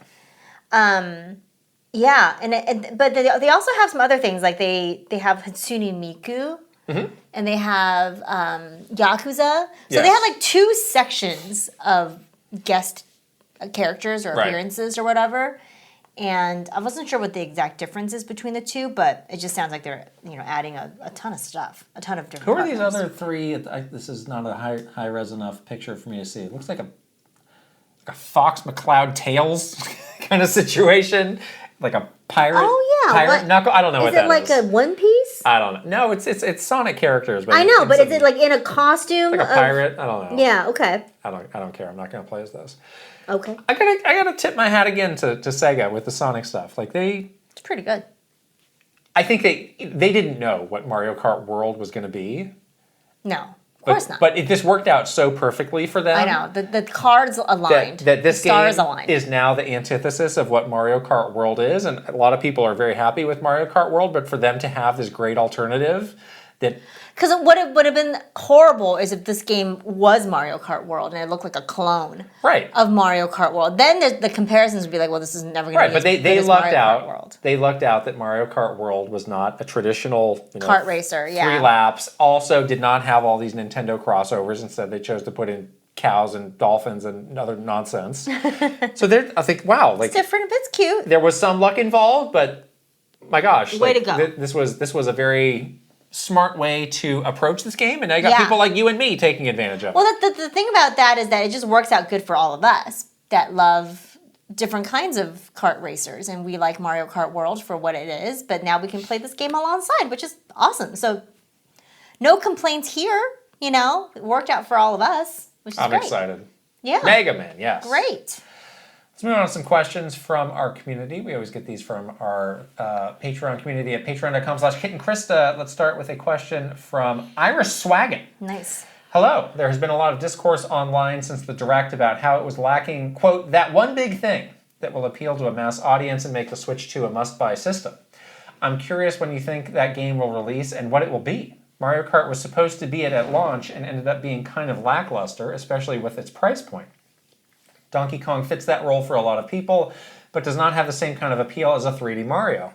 We will likely not be getting a new Smash Bros. Or Zelda game for a while, considering they both released or finished DLC quite recently and have long development cycles. That only really leaves Animal Crossing, which will likely be more mid-generation, and an exclusive Pokemon as a clear, quote, system seller to be released that could happen anytime soon. Do you think a system seller will release next year, or do we have to wait a while? I think the system's selling fine without any of these. Yeah, I think so too. I think that in the fan community, Mario Kart World might be a bit like, you know, it's not always in the conversation. It's not like people are still talking daily about Mario Kart World. But yeah, I think a lot of people are still playing Mario Kart World. And I think Mario Kart World will still be a really big game around the holidays. Donkey Kong is great because it kind of... totally agree with your point about it not being the same kind of caliber in terms of appeal, mass appeal as 3D Mario, but that game is so well done, and it came out just a month, you know, after, or like 2 months after Mario Kart World, that it was just like the perfect thing to keep people interested in the system, and I still think it'll be a big hit around the holiday time. So yeah, while it's not like in the same conversation as new 3D Zelda, new 3D Mario, Animal Crossing, Smash, like I think it's doing fine. And it's probably meeting all of Nintendo's goals right now with what they have. Yeah, it's just yet another of these things that seem to be at odds, which is, you know, the biggest of the big. I mean, you should probably consider Mario Kart to be the biggest of the big in terms of how that sells, but a lot of these are not there yet, and yet the system is breaking all of these records. So just add that to the pile of these statements that seem to be at odds with themselves, but are kind of working out in favor of Nintendo. Yeah. Yeah. And I do think for the first couple of years, like it will be games like Fire Emblem and Hyrule Warriors and, you know, Metro Prime's been in development for a long time, so that just kind of lucked out that this is in the first year of Switch 2. But like I don't think we'll get, you know, the Animal Crossing stuff until pretty late. If we get really lucky and our timeline pans out for 3D Mario, then maybe we'll get some sort of 3D Mario for next year, timed to the movie. Right. That would be great. Would love to see that. Sure. Especially if we, you know, believe that it is 2 separate teams working on that team, and that it's a different team working on 3D Mario than was on Donkey Kong Bonanza. So that could still happen. Yeah, I'm still pretty hopeful for that. Krashuri has a question about the Virtual Boy. With the Virtual Boy games in the NSO library shown off in the Direct being over half the whole Virtual Boy library of 22 games, do you guys think Nintendo will eventually pull a Star Fox 2 and throw in its unreleased but fully completed games rated by the ESRB, including Bound High, Intelligent Systems' Dragon Hopper, and that F-Zero spin-off game Zero Racers, just to keep its physical headsets from gathering dust? Cardboard is fine and all, but the Virtual Boy gear is a luxurious hunk of plastic.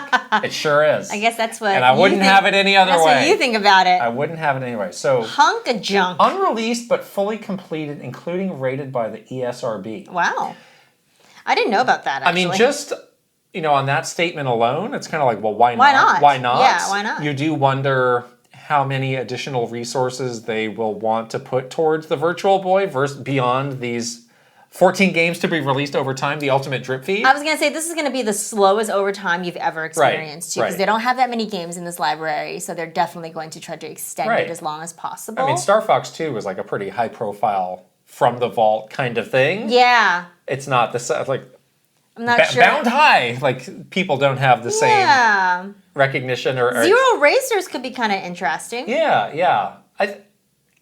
The fact that they're basically done and rated does make it a possibility. Does definitely help that there's not additional work that would need to be done.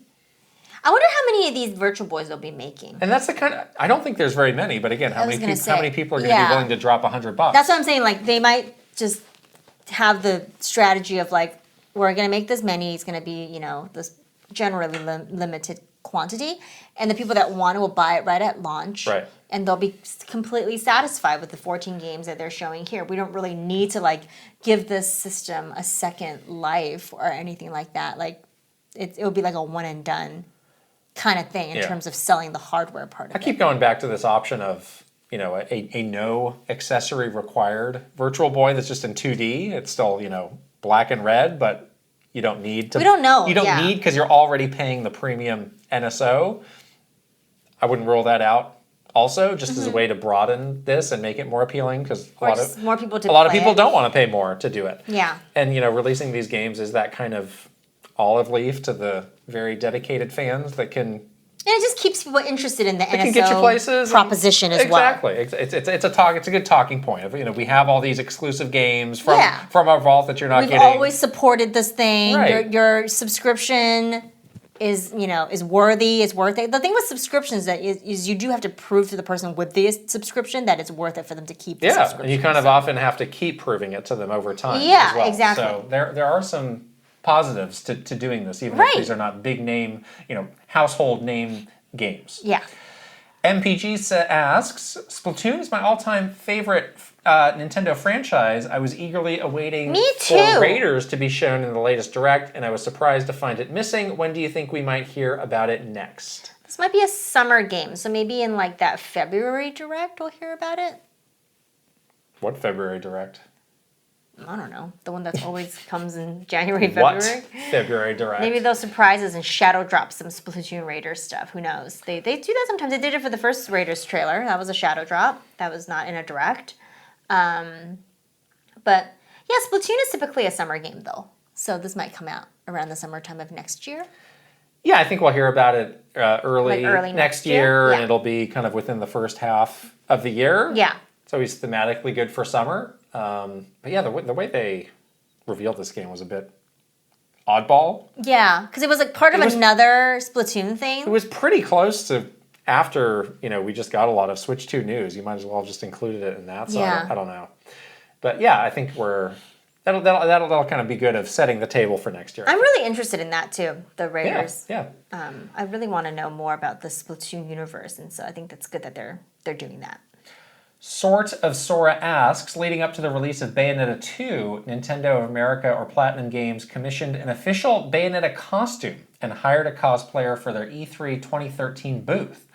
This was probably all Platinum Games doing, since Nintendo has, to my recollection, never utilized official cosplayers for Fire Emblem, Metroid, Xenoblade, and other similar franchises for their convention and expo booths.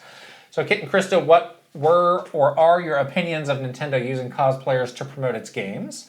Is it an exploitative and outdated practice or a supportive and outreaching collaboration with its fan and cosplayer community? And ultimately, should it happen more or not at all? An interesting addition to this is, remember last week we were talking about that Fire Emblem sword? Yes. Somebody found a picture from an event in 2009, which is when that game came out, of official cosplayers at some show with that sword. Oh, with the sword. Yes. Yeah.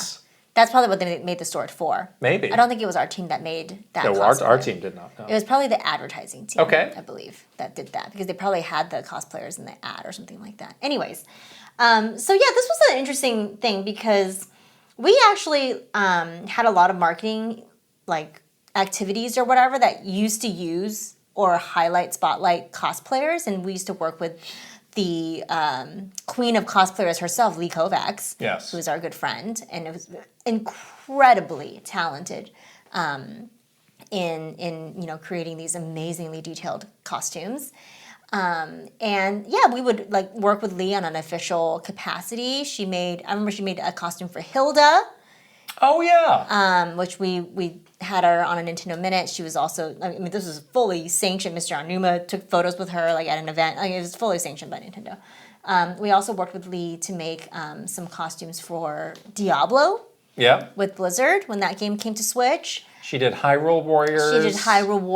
She did Pit for Kid Icarus. That's right. Uprising. She had to lay down on her stomach when she was taking a break because the wings were so big and she couldn't take them off. Oh no. So she was like on a beanbag, and I would like give her like water. Like she had this sipping water, but on her stomach. It was really funny. Yikes. But she was so awesome, and I loved working with her. And then there was this like sort of change that happened at Nintendo.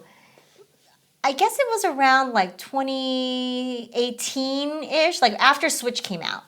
That was like, now we don't want to work with these official cosplayers anymore. We don't want to do anything that's like derivative of Nintendo IP. And it was kind of related to some stories we've told in the past about like fan art, where it's like these amazing artists are doing amazing, artwork pieces that are inspired by Nintendo characters, but we could never do something official for them because it was derivative of Nintendo IP. Yeah. And we never really understood that. We kind of fought against it for a while, and then we got tired of fighting it because they would just... They never really chose to explain it to us properly. They never explained it to us properly. It just is. And then they got mad at us, and then we got yelled at a bunch, and then we basically gave up, which was kind of sad because I didn't want to give up, but I was too tired to fight them. So... yeah, ever since then, we were never able to work with cosplayers in the same way that we did in the past. And now you don't really see that with the exception of like the costume characters, like not a cosplayer, but like at Universal, you'll see like costume characters. Different for Nintendo to do that. In terms of like, should they keep working with cosplayers? I thought it was great. I thought it was such a fun thing that we were doing. And even like, it seemed like this was not the development team that had an issue with this, because whenever the development team was at a show and saw cosplayers at an event, they would be so over the moon. They would love it. They want to take pictures with them. They want to take pictures of them. So it was always a fun thing for the developers. It was definitely like a business kind of thing where someone convinced someone that this was not okay for some reason, and then that's how they decided to stop doing it and supporting it. So, unfortunate. Yeah, and it's not like, I mean, these were costumes where the official developers were weighing in. Yeah, and approving the design. So it's not like we just picked somebody off the street to do this. But yeah, it's true. Like the feeling about cosplaying just changed alongside a lot of other things, all at the same time. So I don't imagine you seeing those coming back soon, but at the same time, you don't see pictures of people in cosplay of like a photo that they might post on social media because it's not allowed, and they're not allowed to recognize that sort of thing. And I think it's just a bummer. I would love for this to come back in an official capacity, because I think it just helps to people to realize like the richness of these characters and the designs, and just appreciate them all the more. But it's probably not going to happen. My favorite is looking at all the progress photos of a cosplayer putting together their costumes and the care and the love that they put into making these is like such a love letter to Nintendo. And it's like really unfortunate that they have such a opposing view of this as it being a bad thing, you know, where someone is literally like pouring their heart out into this costume and spending so much time making it, and like Nintendo has such a negative view of it. So I think it's really unfortunate. Tuskube has our next question. Now that we're winding down the year with the last quarter upon us, how do you feel about the Switch 2's first year thus far in comparison to Switch 1? There are many direct analogs like Bonanza to Odyssey, Hyrule Warriors to Fire Emblem Warriors, ARMS to Dragon Drive, 1-2 Switch to Welcome Tour, but has their impact and hype so far felt like the Switch 1 equivalents or even surpassed them? Thank you for your insight and thoughts. Well, I think it was different back in the day with Switch 1, where it was the first system of its kind, and Nintendo was trying to prove a point, and also Nintendo was trying to, like, they really needed this system to work after sort of the down Wii U stuff. And it was a different landscape for the company where they were not on top. They were trying to, like, get back on top. They knew that they had the chops to do it. And, you know, all of us working there that launched Switch, like, saw the promise of the system. But we all understood, like, we really needed to make everybody else understand the promise of this thing and what's really cool about it and what makes it unique and what makes it, like, a must-have and what makes it super, you know, Nintendo. But they didn't have to do that at all for Switch 2. Like, they were coming from a different place altogether. So while I think the launch lineup is not at all as strong as the Switch 1 launch lineup, I think they're still achieving every goal because they're just at a different place in general with, you know, people knowing so many millions, hundreds of millions of people knowing exactly what they're getting when they're getting a Switch 2. So it's just different, you know? Yeah, I still don't think it'll be as strong as 2017, but I think that's probably just due to the fact that, you know, you start with Zelda and then you work your way up to Mario, whereas, you know, we're going to have, you know, those, again, going back to that first question of the quote, system sellers are going to be spaced out a little bit more. Mm-hmm. But they had a reason for coming out so big in 2017 with this first Switch lineup. I still think this is a pretty good lineup for 2025. Mm-hmm. Yeah, there's some flaws to it. There's some question marks to it, but I think it does indicate, you know, they can still crank out games at a high volume, which compare that to the competition. Yeah. More of a question mark over there. Like, yeah. How many first-party games did Sony release this year? Any given year? Right. Is it more or less than 5? Yeah. Yeah. Exactly. Yeah, exactly. So I think it bodes well for the Switch 2 generation. Again, we've talked about a lot also. Like, we feel like there was something tumultuous happening behind the scenes with some of these games. You do hope that they ease into some sort of a better pattern, a better flow and a better path as they get their feet under them with the system being out a little bit more. So I think it's a solid first year and hopefully leading to some good things to come. Yeah, yeah. And obviously we don't know, you know, some of these games we have to wait and see. Like how do they connect? Like is oh my God, Metroid Prime is Game of the Year. We don't know. We have to wait and see. So maybe we'll revisit this later and have a different judgment there. Last question is from Uncharted 95. Hey Kit, since you factored the total cost of Donkey Kong Bonanza off the base game, the DLC, and the amiibo, how much does Super Smash Bros. Ultimate cost by that logic? Oh my gosh. If we do the math, $60 plus Fighters Pass 1 at $25, plus Fighters Pass 2 at $30, plus the Piranha Plant $5, plus the Mii costumes, 52 of those at 75 cents, and amiibo 94 of those at $20. Super Smash Bros. Ultimate cost $2,038. Oh my goodness. And 2 cents, which is insane. Perhaps factoring an amiibo with the game price is not the way to go. My response to that is, somebody did that. Well, Nintendo did that. Somebody spent $2,038 on Smash Brothers. Not everybody, but somebody did. And Nintendo knew that somebody would. Yeah. And even if Nintendo got a quarter of that. You're giving yourself more chances to make more money. Of course they're going to do that. Right, right. Yeah. But it is, I do think we should factor the things that surround a game into the game's price. I actually do think you should factor that in because it's like these are adjacent things that Nintendo is selling to you because you like this game. Why would you buy a Fighter's Pass if you didn't have the base game? Yeah, yeah. Why would you buy the amiibo if you didn't have the base game? Right. Why would you buy a Mii costume? You know, Nintendo is doing the math here of knowing that someone will pay for this and they can make more money off of you because they are doing these adjacent things. So for you to have an experience with in any game where there's adjacent things and you buy that adjacent thing, like that should factor into the cost of you enjoying that thing. So, yeah. Maybe are you feeling bad because you spent $2,038?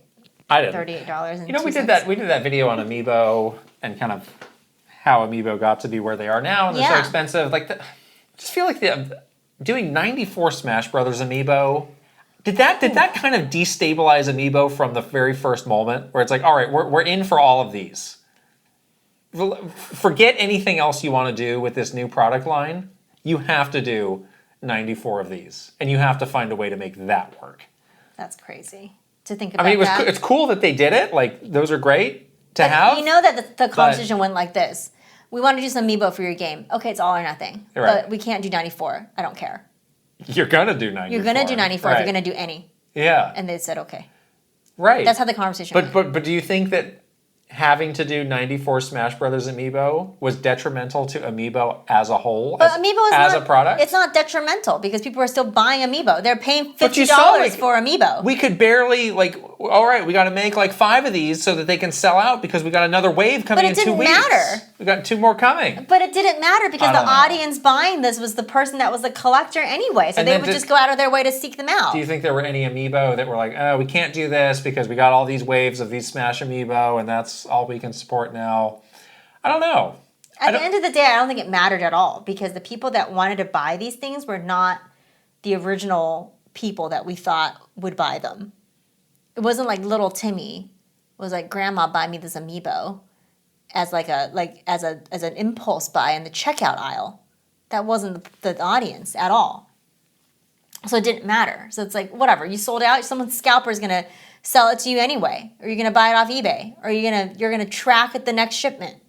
You're gonna do the work. You're not little Timmy who's buying an impulse buy in the checkout aisle. Timmy's all grown up now. And buying Amiibo. And he's scalping. Timmy's a scalper. Yeah, he's scalping the grandma who's buying it for Timmy Jr. Great-great-grandson. Think of that. Grandma's still alive? Yes. When Grandma's holding on. Grandma's doing great. All right. Grandma's still here. Thank you to everybody who sent in a question again. Check us out at patreon.com/KitandKrysta, where for just a few dollars a month, you can get all this exclusive content, bonus Q&A, spoiler cast. We got the Metroid Dread spoiler cast coming out very soon. Behind the scenes. So much more than you can imagine. Bonus Q&As. All of that. Yes, I said that. There's a juicy question that we're answering in this week's bonus Q&A. We certainly cannot answer this question. We can't answer it here, but we're going to answer it in the bonus Q&A. Oh, goodness, can we not? Yeah. This question is a doozy. My goodness. All right. We are also on the socials. We're on Twitter, Instagram, TikTok, Facebook, YouTube, Blue Sky, and Threads. If you're watching this on YouTube, we'd love it if you could subscribe, give this video a thumbs up, and leave us a comment. If you are listening on audio, like Apple Podcasts and Spotify, we'd also love it if you could subscribe, give the podcast a 5-star rating, and leave a written review if you can. Wow. Let's shout out some wonderful Patreon community members, starting with Funnel Boss, Aaron Hash. There he is, as always. Aaron Hash. What can we say about Aaron Hash? You are the best. Okay, superstars. Ben Eichhorn. Mara Mayhem. Eigenverse. Kiss My Flapjack. Mike Chin. Roy Eschke. Switching It Up _ VGM Life. Link, the hero of wins. Angela Bycroft. Thomas O'Rourke. Kyle LaBeouf. Roberto Nieves. Frederick Ulf Conradson. Andrew Uhas. Chili. Simon. Crashuri. Master Discord. Ash. Ajay Kunlas. 40 Gig. Travis Torline. Echo Ladare. That's So Linnell. MSM Poke Gamer. Cameron. R. Burns. Igami. Kit 10K. Adrian. Nathan Clover. And the Shark Among Men. All right, here come the One Up Club. Aaron Burgundy. Ad Cool 2000. Aileen Avalith. Aldo. Ali Alejandro. Alejandro Orozco Borrego. Andy Robinson. Angel Aid. Aristu. Astro Void. Astro Dev. Awesome 46. Bino. Bad Moon Horizon. Barnstorm. Bates. Berserker. Big N Gamer with a Y. Biscuit. Bob Clayton. Brandon Kvalpel. Brent Dennison. Brian Decker. Brovek Novak. Bruce Dash. Bucky Flores. Callsign Forte. Captain Nintendo Player. Cashew. Chadir. Chelly Squirrel. Chicken. Chris Fisher. Crispy Saurus. Christina. Christopher Lay. Chunky Conga. Colleen Finnegan. Cosmic Titan 718. Captain Alex. Roper 17. Cynical Squid. Dag DeLeo. Dallas E. Dachshund. Devi P. Dinkum. Doinko. Dre. Dude Dad Life. Eccentric Tony. Elite Peach. Esparts 50. Fairbound. Fernie and Jess Forever. Fox Deploy. Gamers Like Anime. Gamer Nerd 78. Garth the Wolf. Gartooth. Journey. Gin Wolf. Guilty Phoenix 42. I may have made a mistake. Ira Bell. Iris Marin. It's your boy Jayhov. Jay Rando. Jabari. White. Jameson Eisenberg. James. Jason Ball 34. Joe Encarnacion. Jonathan Rowe. John Conboy. Jordan Hemmerly. Joseph Gunter. Joshua Clemens. Gigi Fruit. Justin Lemminger. J Wolf. Callan CPU 57. Kala 2796. Kevin Delane. Kevin Moreno. Kilo Kibo. Kyle Gamer Barry Rookie. Kyle 325. Kyle Kretzer. Kyle R. Smith. Lazy Cat for Coffee. Leah Rao. Lex. Link 9898. Linko. Lytton. Luigi Kid 64. Luke Hayabusa Kramer. Luna B. Lynn. Macho Potato. Mad Dog 5981. Magnificent Easy G plus Callie Marie. Mario Man 392. Marky Man 64. Mattia Smith. Maverick Nate. Megan. May plus Leon. Michael Mazer. Michael O'Hara. Michael Wong. Mikey. Mr. Ryan 07. Motomania. Mr. Andy Pong. Mr. Beans and Dip. Mr. Bendu 101. My Tran. Nasir. Naif E. Nigba Reeves. Nasachu. Nasuchu. Ninbendo 64. Ninja 11. Noah-san. Oliver Went. Omega Index Card. Pangy. Paper Boat. Patrice Millette. Paul. Paul Go Network. Pepsi Pepe. Pokemon Poke Digifan 20. Prem Factor. Prince Charmless. Prof. Clive. Funky. Raintech. Reckless Thomas. Rob M. Robbo. Robbie DLC. Romsky 113. Rocks. Ryan Haas. Rayanetta. Sage Gamer. Salkin 20XX. Sanuki Tanuki. Sebastiano Garase. Sega. Sharif Jackson. Shinryu. Shiny Elizabeth. Slowbro. Schmiggles. Shump. Schnazzle. Spacey Poop. Spicy Munchkin. Star Fox Melancholy. Steel Citron. Stephen Johnson. Stephen Rockoz. Stuart Bradley. Pseudo Priest. Super Nerdy Humans. Symbiote Spidey. Tales of Link. Tamber Rhymes with Hammer. Tandem. Tay 120 and 64. Teal Fox 64. The Keggers. The Quiet One. Lacero T. The T-Man. Thomas Alvarez. Three Rivers. Titanium Soldier. Token 777. Torcheeks. Totally Joette. Totamaru. Trajowie. Trevor Collins. Tugs Puppy Bear. Tuscoon. Tylander 16. Tyler Geis. Victor MK. Vidgmictor. Vinny to the K. Viridian. Virtual Bot. Waffles. WG Grizzy. Wicked Davy. William Breimer. Zachary S. Zalgroth. Zapati. Zero Link. And Zroyd. I'm so glad Dinkum is still here. Dinkum and Need more than Doinkum. 1 week of Dankum. Oh boy. All right. You are hanging on by a thread from your physical ailments. My physical ailments, yes. Yes. You poor thing. Hopefully you recover soon. I can Everyone- still talk. I can still podcast till my last breath. Everyone send your good thoughts to Kit. He's very injured in many ways. Anyways, we'll see you later. Bye. Bye.